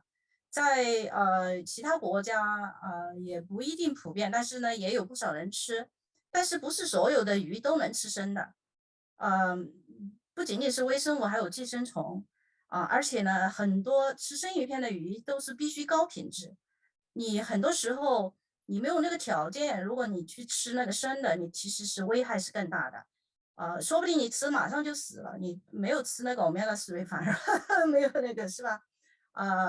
而且这鱼里边的各种风险，除了微生物以外，还有涉及到别的一些风险。那我这里就具体说，我是觉得这个呢，就是说，你如果在确定你的这个来源是非常安全的情况下，你在比较reputation 比较好的 restaurant 去吃，比如说你去日本，你吃生鱼片，你去夏威夷的一些restaurant 吃，那或者是你去加州的，就是看那种你看它的 culture， 它是不是吃生食品的那个地方，那种呢风险稍微低一点，但是呢，这个都是你的 risk， 你想怎么样，就是实际上也是一个benefit 和那个的一个权衡。其实你说补充 omega-3 最大家常见的就是吃鱼油鱼油肯定是加工过的呀，是不是啊？那你说它那个损失多少？那你损失了一点有什么关系？我就多吃一点呗。你就最简单的就是吃蔬菜，我们中国人和老外吃色拉一点点，中国人吃一大盘，我损失了很多维生素，但是我吃的多啊，是不是？所以我觉得这个就是一个量和一个这个的选择。然后另外我刚才有看到就是Olive 有介绍着Richard Fay他的关于这个另外一个问题就是说关于食品水产食品的一个监督检测，它叫 inspection 的 standard 有没有一个globally universal 没有的，因为你不要说水产品，你就是普通的蔬菜水果，每一个州的这个法规都不一样，而且就是它这个在美国的话，水产品主要的水产品，大部分的水产品是由 FDA inspect 的，但是catfish是由 USDA 来 inspect 的。那中国的话，它是国内的 inspector 应该还分进口和出口都不一样。所以我觉得这个关于 nutrition labeling regulation 在美国都是遵从同样的。不管你这个 seafood 是由 USDA regulate 或者 FDA regulate， 它 nutrition 的这个标签应该是按照统一的 nutrition 的标示，这个专门有个法规的。它不仅仅是水产品，其他产品也都一样。只不过说它涉及到一些食品安全相关的，那它的 labeling 可能不一样。比如说美国它需要，因为很多鱼它是属于过敏源嘛，它必须要这些要标示清楚，所以这个我个人认为是这样的。这个 bad and bad， 不管它是怎么样吧，他认为 ketchup 是不是 bad？ 你能 address 一下 ketchup 的 usage 吗？金融？可以当然这个是就是一个 specific 这个 food item，I think 可能就是 Zachary 他的那个 presentation 里面的。But anyway，I think 从营养这个角度，就像我刚刚前面说的，就是说作为 ultra processed food ketchup 确实是作为把它划到这个 ultra processed 的这个 food 里面来的。我想呢，他这个从nutrition这个角度，或者从那个 public health 的角度，他把它划进来了。可能就并不是因为 ketchup 里面它的 lycopene 或者 tomato 的这个 nutrition 的这些 value， 而是因为它加的可能一些其他的东西。就这里面就是在这个 ketchup 的 process 过程中，它加的一些，比如说 salt 也好 ，oil 也好，这些东西，实际上呢，这样就导致了 overall， 就是说，实际上我们可以看到，就是说 ultra processed 的这个 food 这个 category， 我是从营养这个角度来说，虽然有一些就是 clearly 就是很明显的就是 less nutritious， 就没有什么 nutrition value。而有一些呢，实际上它的这个一些 ingredients， 它可能是有比较 nutritious， 但是它在这个 process 过程中呢，它加了很多就是 ingredient 在里面，或者呢，在这个 process 过程中呢，就是它产生了一些新的一些 metabolite 或者这些 oxidative 这种 product， 这样呢，它就会把它变成了这个放到这个 ultra processed category 这个。从 ketchup 来说，我就是说，某种意义上它能够 provide 这个 lycopene 啊，或者tomato 的一些其他的 ingredients 在里面，就它应该属于不能算那种，它应该算是 ultra processed food， 但是呢，不一定是 unhealthy food。当然，就是说，如果吃太多，那可能又是另外一回事。问题就是关键看它里面的这个其他的加的这些成分，比如说盐的成分啊、油的成分啊，那么还有油也是，到底加 saturated fat 还是加 unsaturated fat， 这些都实际上我们是现在基本上是看的是，就是说从两个方面去看，从两个比较极端的过程。实际上，不管是 minimally processed， 因为如果是都是 unprocessed， 这个 practically 也是不太现实。那么到底是 minimally processed 还是这个 moderately processed 还是 highly 或者 ultra processed？ 实际上，如果是从我觉得实际上没有，就是双方 food science 和 nutrition science 或者 health， 实际上没有什么对立的。这样关键就是一个就是当然就是侧重点不一样。如果从食品，它就是可能提供食物啊、提供营养啊、能量啊等等这些，或者这个基本的这些需求。那么在这种时候也可以是，即使是 ultra processed 的 food， 也可以是 nutritious food。那么现在这种情况呢，就是因为以前可能考虑的不是太多，或者以前实际上不管是从 food science 角度也好，包括从 nutrition science 来，他们可能有很多东西没有意识到这个问题，所以就觉得是这样 process 就更注重就提供 food 或者 convenience 或者 affordability 从这个角度。那么后来呢 decades 以后觉得，哎呀，这些人怎么越来越胖？哎，小孩怎么吃了那么多？一调查，好，因为就是有这些问题，所以呢，他就把实际上我刚刚说的，就是说他这个从营养这个学角度或者 public health 的角度，他把这个 ultra processed food unhealthy 的它实际上是非常 specific 的这一些，并不是所有的 ultra processed food 都是 unhealthy， 就是说这里面要具体要看情况。那么这个 example 就是像这个 ketchup 也是一样的。ketchup 当然就是说它是 industry product， 那么它加的东西可能就比较多一点，可能是导致了本来tomato 是一个healthy food， 结果呢这个经过一系列的 process 以后加了这个东西，实际上是因为加的这些东西在里面，就导致了一些 health consequences， 是这样子。好，谢谢周教授。然后我看了一下，还有几个问题呢，就是最后一个问题其实蛮好的，我觉得国庆老师你先看一下。然后上面有几个问题的话呢，就是不要，因为我们很多这个听众已经问了，我稍微的把它过一下。有一个是 my， 然后问到就是说这个 protein 和 lipid change， 然后有什么样的 change 在 processing？对，那 my 是我自己，那是我的问题。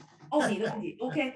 还有一个呢是这个杨军呢杨字，然后问到这个在 fish 这个加工鱼的加工过程中呢，也是 protein denaturation， 然后nutrition 是不是 loss？ 然后思雨呢是我的学生，然后他问说那个 theoretically 理论上讲有没有哪一种 ultra processed food 的话，几乎是对这个营养是没有损失的，就全营养都是保留的。我想大概不大可能，你这个 processing 的话一定要丢失的，但是丢失呢以后呢有办法，那把它加回去。或者是像这个Kathy Dr. 刘讲到的，就是说，那你有一个量和质的一个因为加工啊，实际上有的时候不是为了要营养，加工是最主要的问题是要解决安全问题，对吧？最主要解决安全问题，所以我们有一个就是 give and take， 就是你要不可能就是鱼和熊掌都兼得，你要是说不想就是 take a risk 的话，有可能吃了以后不 safe 得病，那你就最好还是损失掉，那用其他别的办法把它补回来。另外一个，其实现在呢，就是这个 processing 呢，其实有的时候把这个有一些texture 去掉以后，然后让很多的这个营养素呢更容易消化吸收，包括像那个佳慧讲到，就是说有一些其实有一些它是 inhibitor， 就是抑制剂、抑制素，你吃进去以后呢，它其实是翻过来的，不起作用的。那你其实在加工的过程中，把这些抑制素就去掉了，比方说植酸呐、植素什么的就去掉了。所以现在这个 processing 的话呢，其实我想就是我们这个社会呢，进到现代社会完全 civilized 的话，大概没有人多少人是 argue，就是这个 processing 没有必要。现在的担心就是 ultra processed food。那么我想就是像那个 Kathy 讲的，只要是这个 food industry 的话，不是为了挣钱，为了挣钱而挣钱的，需要去把它 ultra processed food。那么我们所有 specialized 那个 ultra processed food 都是针对一个非常 target 的，非常有一个很小的一个特定的人群的，那么不一定是给所有的人的。这个我想可能刚才那个周教授也讲到，就是过去的话呢 ，industry 其实是 follow nutrition 的这个research advance，然后一旦说啊缺这个，那么我们加；一旦缺那个，我们加。然后做完了以后呢，然后结果宣传出来的是好像解决所有的问题，但实际上这个概念是错误的。对吧？周教授，这个概念错误的。那么回去现在讲到就是 personalized， 我们每个人有我们自己的营养需求，有我们自己的消化系统。那么同样的东西，有的人可能吃了以后，就像我们说的，我喝凉水这长肉，别人喝多少凉水的话瘦的不行。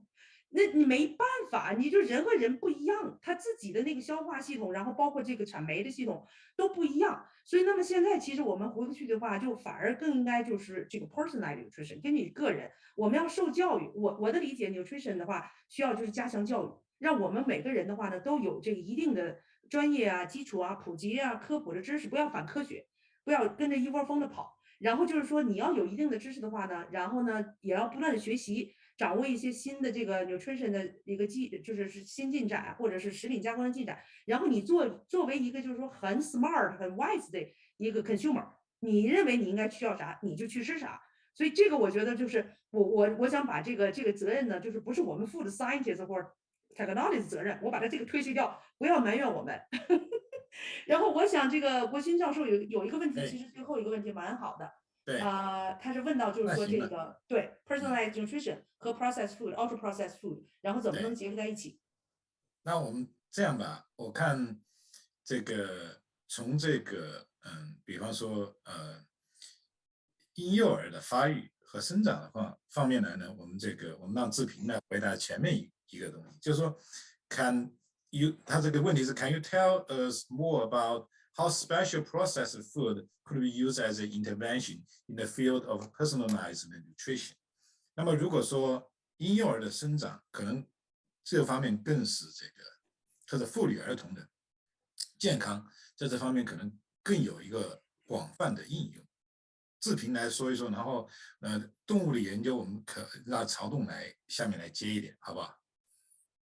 那个我先说一下哈，就是首先这个问题呢也非常好。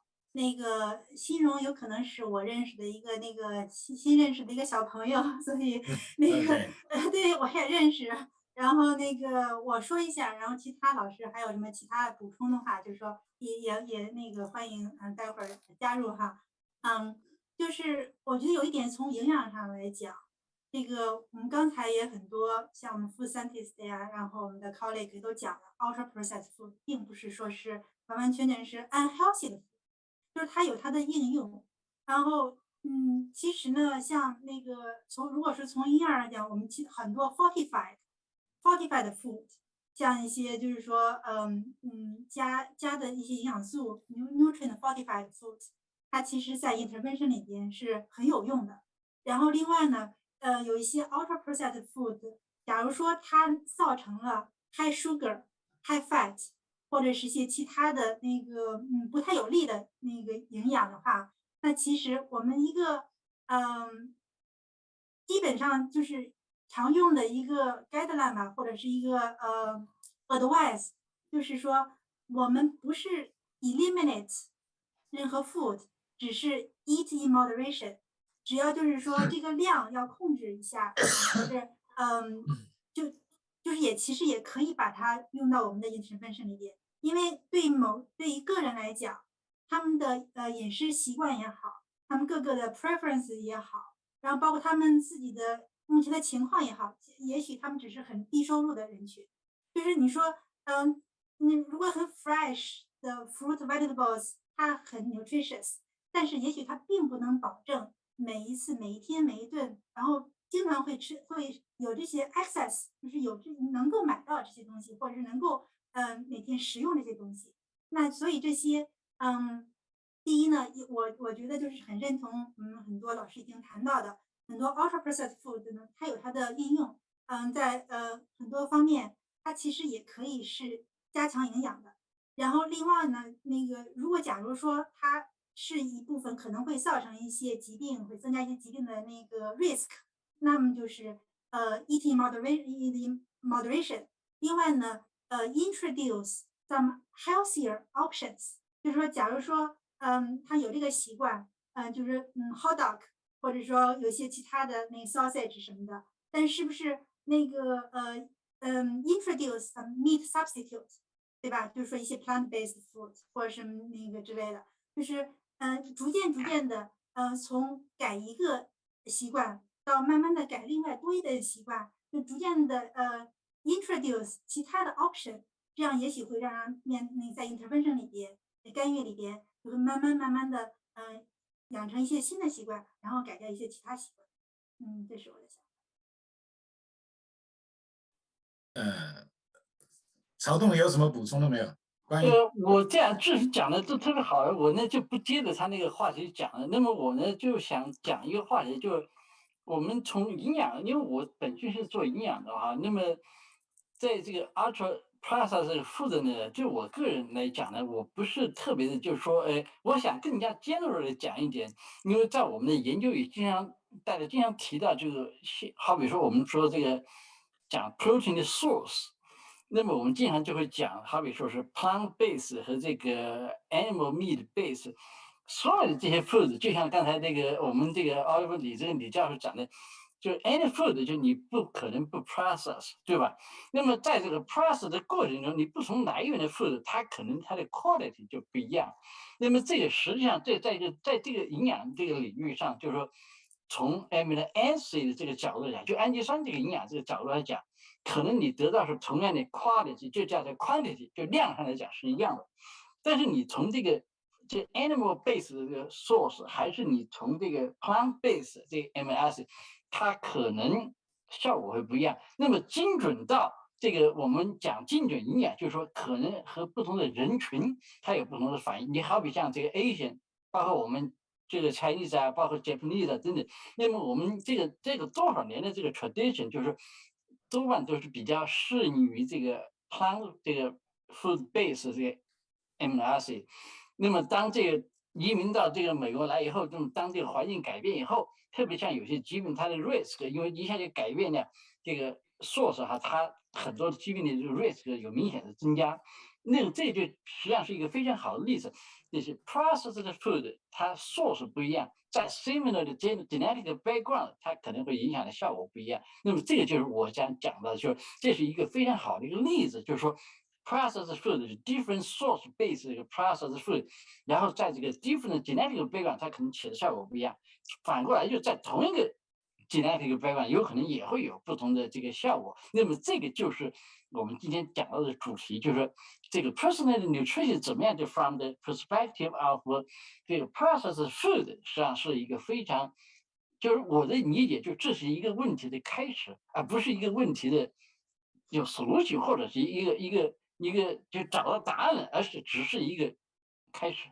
对，立涵谢谢。我就加一句，吴教授，你那个已经正好给那个有一个问题，其实我们刚才没有问到，是一飞问的，就是包括那个刚才志平教授也谈，就是这个 meat， alternative like a protein， 就实际上就 plant based 的哈。然后呢，也是问到这个问题，就从营养，那是更营养吗？更健康吗？其实不一定的。对，谢谢，这个问题已经回答了。好，立汉呢，他是先举手的，先理一下。OK， 实际上我刚才的那个大家都讲得非常好，因为我在以前在USDA 六群 Data Laboratory 工作过，所以说a lot of information you can find a lot of information from this 这个 laboratory 里面。实际上如果我可以 share online 的话，我可以跟大家就 share 这个东西，因为 a lot of nutrient information you can find it there, so a lot of argument can be easily found. 金荣，你可以让他成为 host。host, OK。So if I can share this, Oh, 可以了。 okay, if I can share it, so 这就是一个我们 USDA 的一个 product food data central search result. It's an audition data laboratory. So 你可以去 search， 你可以去 catch up. What happened to catch up is that 你看 energy 多少 per 100 gram. More importantly, 它这个 sodium concentration is a lot higher than natural tomato. So 你可以基本上你可以去查what's the difference between. So 你要去查，比如说 tomato， you get different varieties of tomato. Because I worked there before. So look at energy, right? Energy is only 100 grams, only 20 kilocalorie, and then you do sodium. Less than 2 milligrams. So there's a difference between processed food and that's pretty good. Yeah. So I think for 因为我们从 science 角度，我们从科学的角度来看我想从 fresh vegetable 来看 raw always better than processed. So we can but only on the other hand catch up in terms of amount of 你多少量我们可以吃100克的这个 tomato， 但是 I don't think people will eat 100克的这个 ketchup, which is a lot of ketchup, right? So, so 对每个人来，就 consumer 来讲 I think everybody can come to this 这个 database。你可以说我们说你讲做平衡 diet balance diet， 你可以去到这边去看，就可以计算你吃多少东西。对每天的营养的贡献量的，对你自己有帮助。我就下到这地方。Okay, Shelly。对，感谢。其实，对，其实我特别想 echo 刚才吴老师讲的这个关于 protein source， 还有我觉得还有一点很重要就是 bioavailability， 其实也跟吴老师讲的也是异曲同工。那我恰巧也是之前对比了。工作主要是覆盖 dairy 和 plant-based product。那对于不同的蛋白，我们说这个 amino acid 主要是它的这个 PDCAS， 也就是我们现在最普遍常用的，这样来去衡量蛋白质质量的这样的一个，就是这个 quality 的这个质量的一个方法。那 PDCAS 呢，如果是dairy protein， 尤其是乳清蛋白，那它是1，同时它的 digestibility 消化率也是1。那如果我们对比大豆蛋白、豌豆蛋白，甚至其他的蛋白质，我们说各种其他豆类的蛋白，它的 amino acid。可以说它的 PDCAS 是低于1，大概最高只能达到 0.9。那还有一点就是它的消化率，也远远低于1。那也就这样来说的话，我们用它的 amino acid profile 乘以它的这个 digestibility， 它的消化率，所以它没办法跟这个动物蛋白，尤其是这个牛奶蛋白，它的这个amino acid 的这个氨基酸的这个质量 bioavailability 相媲美。那也就是说，通过我们的食品加工，我们是可以提高植物蛋白的这个消化率，那从而来提高它的营养性能。所以我认为这个加工对于植物性蛋白的这个食品是非常重要的，尤其是我们很关注的一个点就是植物肉、植物奶这个方向可能已经最近几年被探讨很多，那声音也不一样，有是支持的，有是反对的。我因为之前做过植物蛋白的这个奶和植物蛋白的肉，我个人认为你要看好的这个营养标签是很重要的。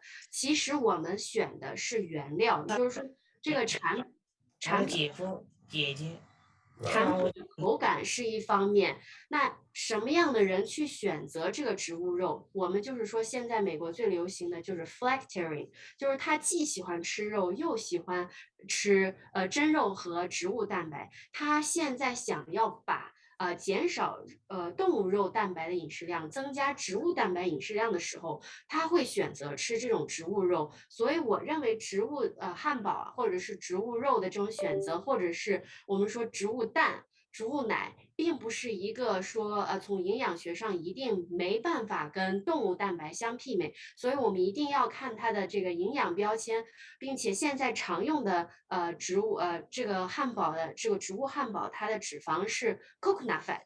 那我们知道 coconut fat 其实跟其他的 fat 并不是说非常差的一种脂肪，所以说我认为不能一竿子打倒这个植物汉堡，这是我的观点，谢谢。Okay, Catherine, you have something to say?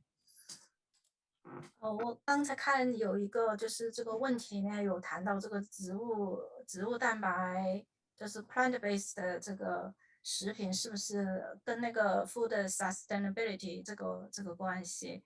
我只是想谈一下，现在可能是很流行的，而且很多商家各种宣传，我觉得都在说，好像因为人因为吃动物了，所以这个就是产生了这个温室效应，增加了。那说然后吃植物呢，就会减少。但是我觉得基本上没有人说要把那个比如说非鱼的这个植物蛋白来做成鱼味道、鱼的这个产品的质地，或者是植物蛋白类的这个蟹肉之类，要做出来跟这个相仿，它在整个加工过程中要耗多少人，它要耗多少这些。另外的话，还有就是说，它整个一个产业链之间，它并没有去计算，它只是说，你生产1斤肉和生产一斤这个就是比如说豆，这样来看的。我觉得现在是不是说他只讲了一方面的 story， 没有讲一个 whole story。我觉得这个是现在之所以这样，就是刚刚 Sherry 有说的，这是他有这个需求。不管是哪一种食品，我觉得没有 bad food， 没有 junk food， 只有 bad choice， 还有 bad combination。 Yeah, that's exactly true. 所以说这个呢，我觉得，因为我也不能，虽然我个人不喜欢因为但是我只是觉得，那如果我该吃植物，我就吃标准的植物食品，我干嘛要去让它加工成蟹的样子，或者加工成三文鱼的样子？然后这里面，而且它卖的并不便宜。在我的理解，贫穷的国家之所以动物食品吃的不够，它都去吃植物了，就是因为它经济达不到。而现在我们是反的，是有钱人吃 plant-based，然后钱缺一点的，就是经济比较困难的，去吃 ultra processed food。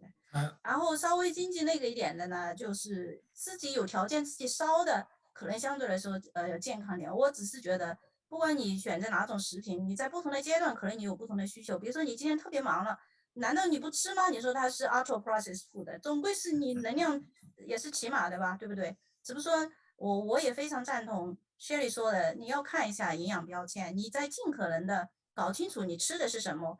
你吃进去营养的同时，吃进去了多少完全没有营养价值的那些 artificial 的 flavor、artificial 的什么什么，那些东西是有必要的吗？还是没有必要的？比如说某种食品，它必须要加这个东西，它才完成到它的商品，所以另外一回事。所以我说的很对。实际上，很多时候它以这个所谓这个星球的这个 sustainability。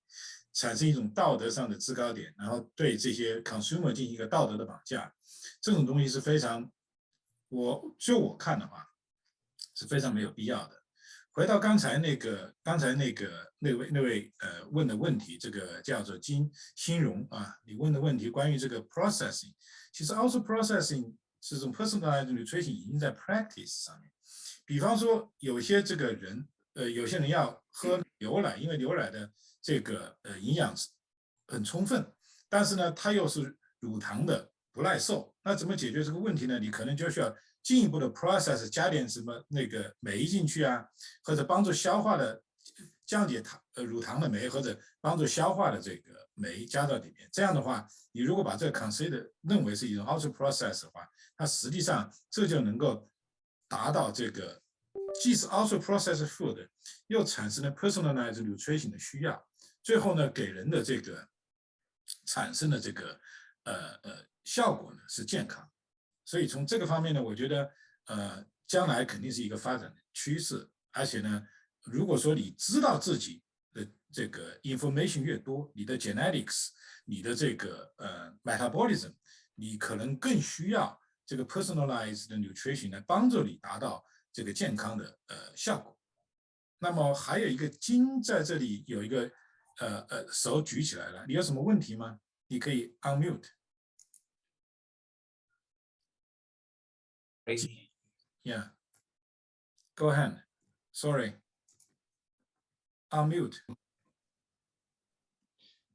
好，应该现在你可以讲。哎，好的，那个陈老师你好，哎，各位老师好，是来自那个东南大学的王继，然后现在在国内这边，然后也是你好，你好。会议。然后我刚才也听了一些老师讲了这个 plant-based 的这一块儿，就是我有一点点小的从国内这边的市场的一个反馈，因为我上一周参加了一个沙龙，他们就是来讲这个 air protein 啊，或者 plant-based protein 啊，或者 animal protein， 就是目前在国内可能炒的比较热的这种 plant-based meat 或者 plant-based 这个牛奶啊之类的，但其实就是这个市场投资这一块，他们还是比较夸大的来宣传如何来利用这个全球变暖的这种趋势，但是他们压根儿不太了解这个 plant-based 的这种 products 它这个营养成分，包括对我们这个人体吸收的有多少，他们其实是没有那么了解的，所以他们只是在就是鼓吹这种趋势，然后想完全来替代这种 animal-based 的这种 products， 但是在我看来，就是我们肯定是把这个 plant-based 的这种 products 作为一种补充进来，和我们这种 animal 这种 traditional 这种食物来像一个补充，来满足我们市场的一个需求。像前面几位老师讲的一样，我想吃动物的我就吃动物的，我想吃植物的我就吃植物的。你要想完全取代，或者是完全做成和肉一模一样的，就感觉是不是有点违背这个人自古以来食肉性的这样的一种本性？这是第一个观点，关于这个 plant-based 这一块儿。另外，关于这个 ultra processed food 呢，就是我现在也在做一些相关的研究，也是在做加工这一块儿。就是其实呢，我们有很多这个选择，我们可以用一些 mini processed 的这种 technology， 比方说这个 cold plasma 或者是 ultrasound 的这种 non-thermal processing。我们都知道这种thermal processing 呢，它很容易就是破坏一些营养物质，但是我们用一些这种non-thermal processing 是不是更好的可以保留它的一些色泽呀，它的一些这个味道啊，包括一些营养物质，然后同时也可以起到一些杀菌啊，或者是抑制一些酶的活性这样的一个可能性。所以说我建议就是不是后期可以开发一些更多的这种 non-thermal 的这种 mini process 的这种 technology， 是不是可以解决营养这一块所吃的这样的一个情况？这是我这边的一些个人的一些见解。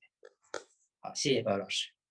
谢谢王进是吧？哎，你说的非常好，就是给我们也有一个下一期，我们要是再组织这种线上研讨会的话，我们就专门讲 minimal process， 然后有哪些新进展。你说的非常好，因为这个加工的话，对，然后对 Zachary， 你可以那啥，对，就是 minimum process 的这个我在那个什么 craft 的时候，我们是做一个很大的课题，就是说怎样减少这个热啊处理啊，用 high pressure processing 什么的 cold plasma 有什么irradiation 各种各样的cold processing， 它问题是什么呢？一个是它的这个加工效果，多数达不到我们所要求的那个效果。你像那个high pressure process， 我们做了很多实验，它杀不死有一些芽孢菌它杀不死的，它只能杀死一些营养体，像那个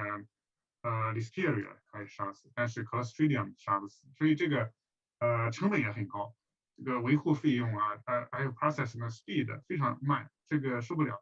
我们做了几年，就是做一批亏一批，就是越做越亏，这个没办法，这是一个问题。再一个，我觉得食品加工基本上呢，我们都是有一个原则，就是尽量的减少它的营养的损失，然后尽量达到杀死那些病原菌的目的。反正都是工业界它是始终保持这个信念。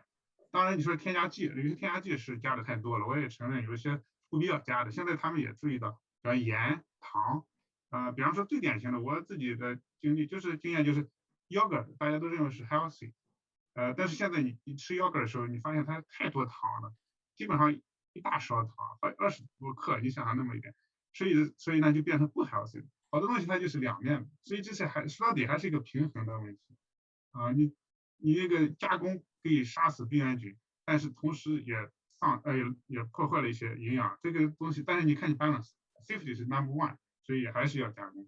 那你加添加剂的话，你不添加剂的话，你那个东西它不行啊。你比方说那个什么那个 peanut butter，你不加那个添加剂，它就沉了，分开了。所以好多东西你还是需要一点，但是呢不需要加太多。有的时候你看那个 ingredient list 里面太多，那就是太过了。所以现在他们 food industry 它也是在minimize 这个 the number of ingredients， food additives， 就是这种添加剂也减少，加工也减少，这是一个趋势吧。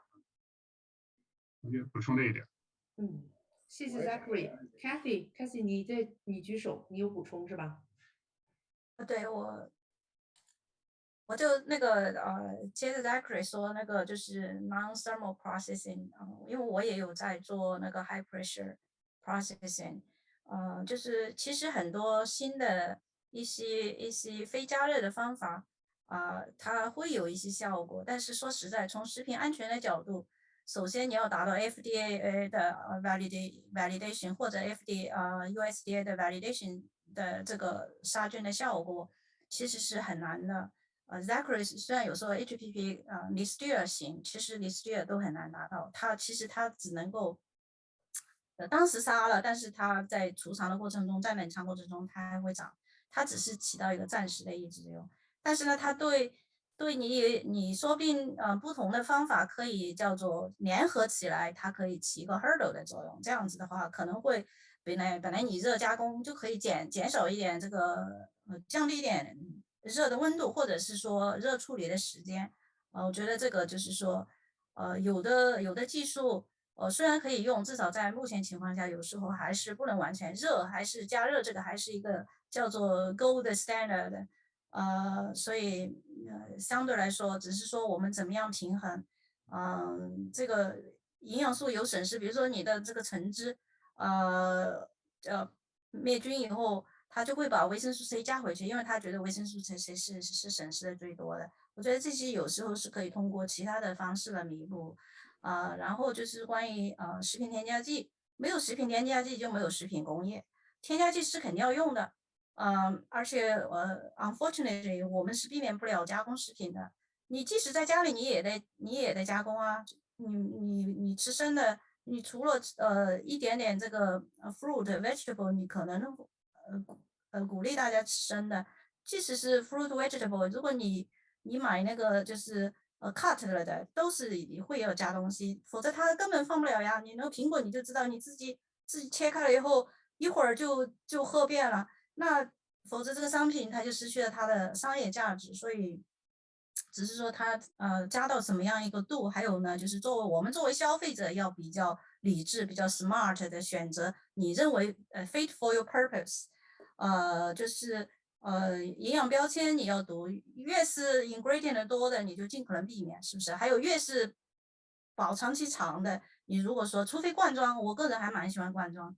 它是基本上不是靠别的东西来那个，所以其实都是你如果想 convenient，你又不想做，那没办法，你就只能选择。那你可不可以采用别的，想办法来弥补一下你的一个 balance， 你的 diet？这个我觉得这个是可以作为一个就是大家就是说萝卜青菜各有所爱，这个 ultra process non process 也各有所爱，我觉得所以我就想补充一下。谢谢。我看我们这个 chat 里面有一个是均州丁均州，然后他这是用中文的，待会儿可以看一下。哇，谢谢你 summarize 得非常好，你总结的很到位，谢谢。金融怎么说的？我是想就是稍微补充一下，就是我的观点呢，就是说实际上我想就是说对于这个食品是不是这个 food 到底是不是要 unprocessed 还是 minimum processed 还是 ultra processed 的，就从食品这个角度或者它的食品这个它功能来说，我想这里面就是刚刚大家都说的比较多了，就实际上也就是说，也可以针对某一些特殊的营养的，在这个就是 process 过程中它某些营养的变化。那么这个里面呢，可能也就是各有取舍了，就看你怎么去理解了。就像比如说加热啊，有人说加热不好，因为很明显，因为我们原来比如说在学校里，尤其是 food science 这个 friends，他们一做，你要加热这个蔬菜一加热，vitamin C 肯定就低了，所以就是因此就得出哦加热不好。但是另外一方面，就像那个 Zachary 刚刚说的，你一加热以后，你如果不加热，你这个 lycopene 里面的这个 tomato 里面的 lycopene 或者其他那个这些 vegetable 里面那些 phytochemicals， 它的吸收率 bioavailability 很低的，只有 a few percent。你一加热以后，那就是这个 cell membrane 就 break down， 那的很多它的 bioavailability 就升高了。有些对一些 fat soluble 的这些 ingredients， 比如说 vitamins 啊或者其他的这些 phytochemical， 因为很多的 phytochemicals 它是 就是 fat soluble 的，一加一点就是 oil 以后，那你就是一 process 以后，那它的 bioavailability 就很多了。所以这里面就很多一个就是说 overall 就是可能不要 go to extreme， 就是这种，实际上要看具体哪一种情况。但另外一方面，从营养或者从 personalized nutrition 这个角度来说呢，实际上我们似乎好像知道了很多很多，就是 nutritional value of 这些 food items 或者这个 nutrients 或者里面的，甚至一些现在的一些 non-nutrients 这些 ingredients， 比如说 fiber 啊或者其他的一些 phytochemicals。但实际上，如果我们现在看，实际上真正的相应的这个研究还是在它的 early stage。以前的绝大部分的研究还都是 focus 在某一个 individual 这个 nutrients 或者 items， 就 ingredients。而我们通常 consume 的是一个 whole food base， 不管你是怎么样 process 的，但是我们吃的都是 somehow 是 process 一个 whole food 这样一个形状。那当我们知道，就是说你在这些这个 ingredient 里面，就是这些 food item 里面的这些 nutrients， 它以 pure 的形式，以这个 single food item 的形式和以这个 complex 这个 food 这些所有的 item 的形式，完全是很多时候是不一样的。那么这个时候的话，实际上，而我们现在真正的以 food base 的这一种 nutritional value 的这种 evaluation， 实际上还不多，就是说。另外一个，这个的话就要涉及到更重要的，就是说怎么去根据这个 personalized nutrition needs 去 develop 或者去 advise 去 recommend 这种 food based 的这种 nutritional personalized 的这个 food approach。实际上这些研究实际上还真正的还是处于一个很早期的阶段尤其是你比如说在 individual， 那你这个就刚刚说的，它这 nutrients 这个 nutritional level， 就像刚刚那个李海说的，这些 data 是在那里，但是这些 data 当我们 consume 以不同的 food 形式存在的时候，它的 bioavailability difference 对每个人来说，实际上这些都是 unknown 的，所以实际上还有一个很大的一个路要走。实际上，但是这里面的话，就是说，我是觉得就是说 nutrition 和 food science 的这个 collaboration， 大家就是说一起就是说怎么去based on 这个 scientific finding 去 develop 这种不一定是完全 personalized， 但是 somehow 是 personalized 的这种food product 去 serve 这个才行。Otherwise， 你即使有了就是这个 personalized nutrition， 就是这样的话呢，每个人可能都从今天的，到时候我会 send out 的一个 invitation， 这样的话每个人会从今天的这个talk 里面，至少是 summarize 今天的 talk 呢，给这个不仅仅是给今天听的人，也给这个 field 一个启迪吧。才智 ，go ahead，after you， I will。才智。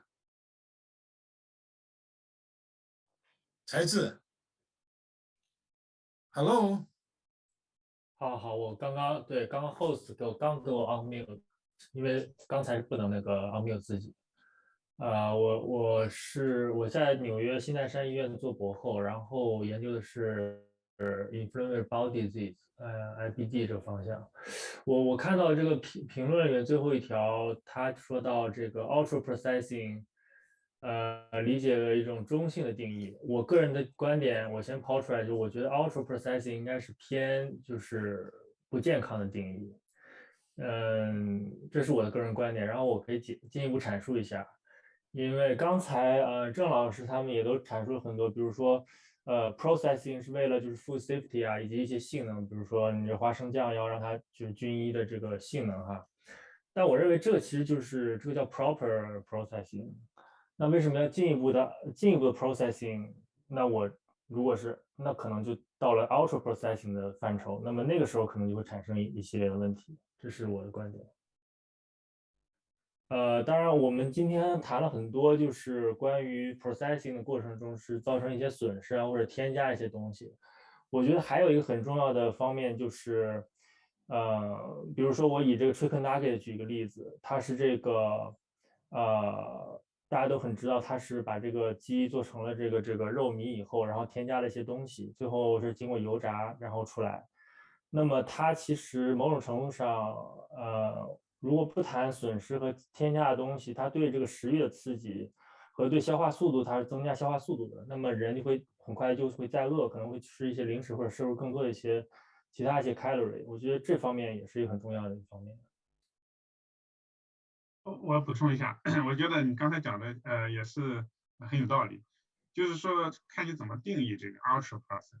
如果说 ultra processing，就是说是属于正常 processing 之外的 unnecessary processing， 说 excess processing， 那我觉得你讲的这个是对的，就是说我们过分的加工的那个是不必要的，这肯定是我们不需要的。就是这个定义，就是看怎么定义。所以现在我们有一个统一的定义，这是为造成了很多人争论的一个原因之一吧。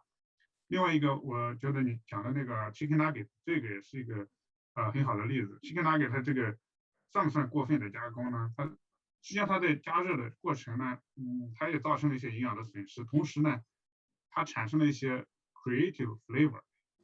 这个我们以前也做过，专门做 flavor， 就用这种加热的方法来Maillard reaction 啊什么的这种，它专门做成这种合成 flavor。这种 flavor 呢，有的时候在加工的过程呢，其实对人体不见得是有坏处。像我们炒菜，为什么炒了好吃？那个菜你要生吃的话，它不好吃。一炒了以后，它就产生了很多 flavor。这样的这些 flavor 有的对人体是有益的，有的是不好的。我觉得这个东西就是说来也还是一个平衡的问题，就是说怎么样达到一个最佳的一个点，这可能是食品加工需要做的一个课题。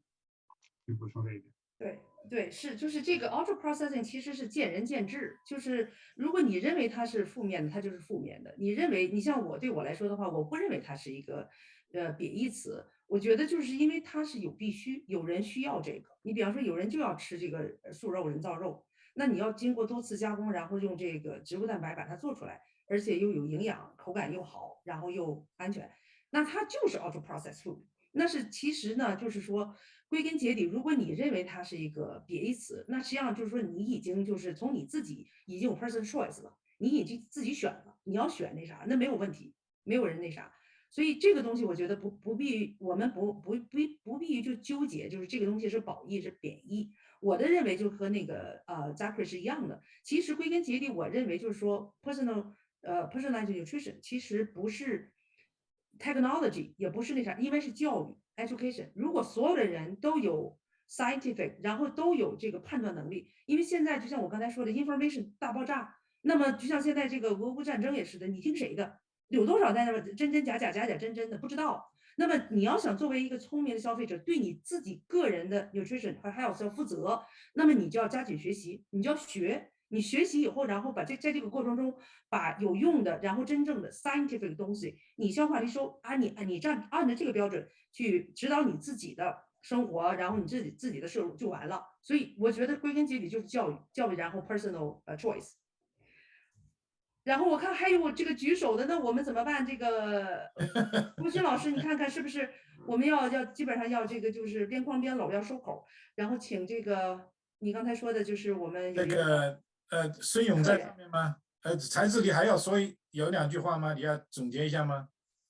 你要 counter argue 一下吗？这是 OK， 他手还举着算了。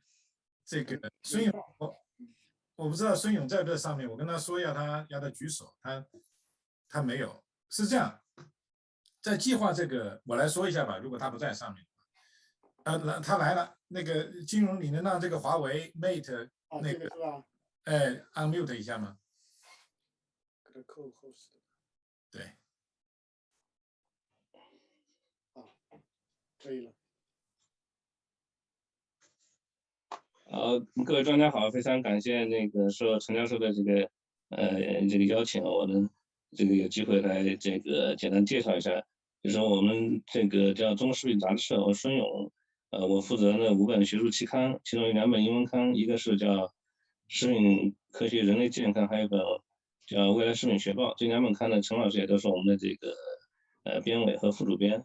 其实我们杂志呢，就是这个最早跟华美食品学会呢有非常这个深的这个渊源。最早，华美食品学会的这个主席黄耀文、黄光伟、罗亚光、潘宗礼教授，以前都来参加过我们的这个学术会议。我们其实就是跟在美国的一些华人这个食品领域的这个专家学者呢，其实联系的比较多的。尤其是我们这2本英文刊，其实更加架起了我们之间交流的桥梁。我们第1本这个食品科学人类健康呢，已经创办了11年，这个2019年被 SI 收录，今年的计时的影响因子已经在7.6分，预计会在食品这个科技这个分类里面会排到第10名左右。我们这本的刊也在这个营养学类这个排名还是挺靠前的。另外呢，我们新办的这个未来食品学报呢，我们也是想争取这个在3年左右能做成一本高水平的这个期刊，想能够被 SCI 收录。那么我们这本刊呢，其实说这个定位的这个范围啊，一个是这个利用新的这种技术，包括现在生物技术，这个细胞培养肉啊，或者一些酶的技术来这个生产新型的食品或者是新型的食品配料，包括精准营养一些这种高新的加工技术，还有这个智能化的挖掘新的食品原料或者新的食品资源，都是我们这个范围。受到范围，我们觉得这个我们在办英文刊的过程中特别得意，就是我们海外的一些华人专家的这个支持。像我们第1本刊的像这个何启堂教授啊，还有这个刘瑞海教授这些知名专家对我们支持力都是非常大。我们第2本刊呢，我们也这个感觉非常欣慰的就是，我们的编委有将近1/3的都是这个国际华人这个专家，有20多位是美国的这个学者，还有一些这个青年的学者。所以呢，我们希望就是说，通过我们2本刊呢，能够架起我们这个中美专家的这种这个交流吧。希望就是在陈教授也是做我们的副主编呢，想帮我们策划一期这个专辑。我觉得今天这个主题呢，这个也是非常好，就是说这个个性化的营养，我们在国内我们叫精准营养，还有就是说这个超加工食品呢，现在也是这个大家议论比较多的一些话题。我们希望就是说这个各位与会的专家呢，就是能够这个积极的帮我们支持一些这个稿件。我们就说这个为了我们期刊的这个办刊方向，尽快的这个打造一本高水平的期刊，为这个我们广大的这个食品工作者做好这个服务。我就说谢谢。谢谢。好，谢谢。然后我觉得我们还是应该有一个对。Shelly， 请你交回给你，然后请你 properly， 然后我们今天就结束。然后呢，后面还有一个实际上是 happy hour 啊，或者是就是还有在线上的话，因为我得去吃饭了。好的，特别感谢各位专家，然后感谢各位专家学者参加咱们这一次的研讨会，也是非常的热闹的，大概已经进行了2个半小时。那同时呢，我们也特别感谢 CAFS 还有北美华人营养学会。那这个是2个协会的公众号，以及我们今天的群，我特地再把它放到这个屏幕里面，希望大家能够积极的扫码，然后多多关注我们2个协会，同时呢，也能够在我们群里面把我们还没有完成的话题继续进行热烈的讨论。或者是如果你需要找到美国的一些专家，我相信我们很多的专家也都在群里，可以直接跟他进行沟通主要是进行学术的沟通。那非常感谢各位专家，也特别感谢我们线上的朋友，我们度已经是超过100人，所以很多朋友在群里说没办法去加入，所以我们的live stream 在 YouTube 也是可以最后有 recording， 希望大家能够也 forward 给朋友同时也欢迎大家能够继续关注我们的活动我们也期待能够收集大家的这个 feedback， 能够学到大家所感兴趣的话题，我们将会进行更多的活动。那再次感谢大家，那接下来我们就邀请有时间我补充一下一个 quick 补充一下，就是说我们这次这个活动呢，也受到了就是我们这个 partner 就是波士顿国际传媒的这个大力支持。刚刚得到消息呢，就是我们就是直播在线观看的人员有将近37000人，36900多人，还不包括YouTube 里面和我们这边的，所以我们 overall 就是超过37000。所以也谢谢他们，就是哇哦，非常感谢，感谢，没有想到我们都成明星啦，我们成网红啦。所以今天是非常成功，就是说，而且这个 message 我觉得大家都是很感兴趣。对，这是非常2个都是特别热点的那个话题。如果可行的话，我们可以再组织一次，然后邀请其他的这个 panel， 然后嘉宾，然后包括我们可以提前，因为在我们这个就是探讨组织这个之前呢，其实我们前面大概有3个多月的时间的筹备，然后也考虑到要提前发这个 survey 邀请问题但是就是都是有点不太好操作。那么如果这一次的话，大伙儿反响这么热烈的话，我们可以继续再举办一次。那么这时候的话呢，我们可以提前邀请这个问题，邀请有一些在线参加都可以的，对。这个金融他们有人说这个直播上不去，要不然我们把这个东西给他们国内的人帮着传播一下呗。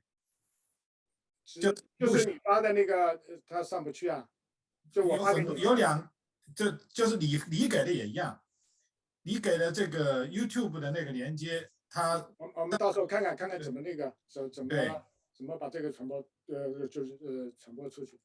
对 YouTube 国内看不了吧 ？YouTube 不行。它还有一个这个波士顿的那个波士顿的什么这个国际传媒国际传媒也上不了，不知道为什么。OK， 还有那现在他们中文有些都上不了。对。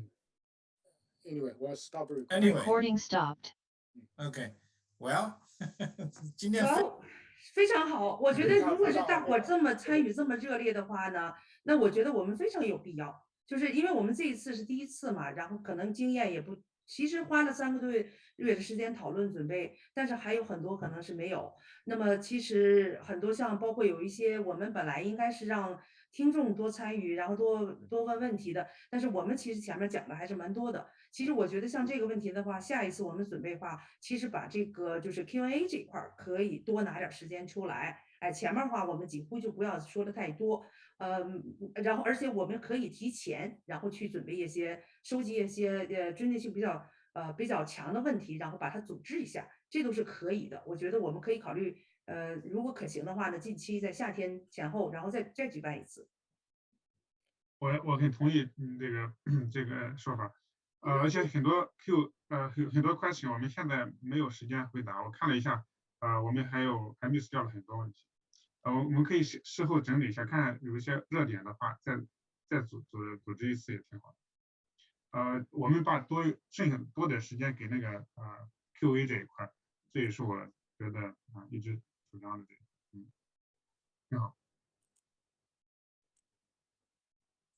好的，那我们接下来就进入这个Happy Hour Social Hour，然后也欢迎大家能够打开你的 camera，然后我们现在因为已经 stop recording，所以可以大家可以进行更多的这个关于不同话题、食品和营养的探讨，或者你想介绍一下自己，跟大家然后认识一下，这个都是非常欢迎大家打开你的麦克风，还有你的视频跟大家继续交流。好，再次感谢各位专家。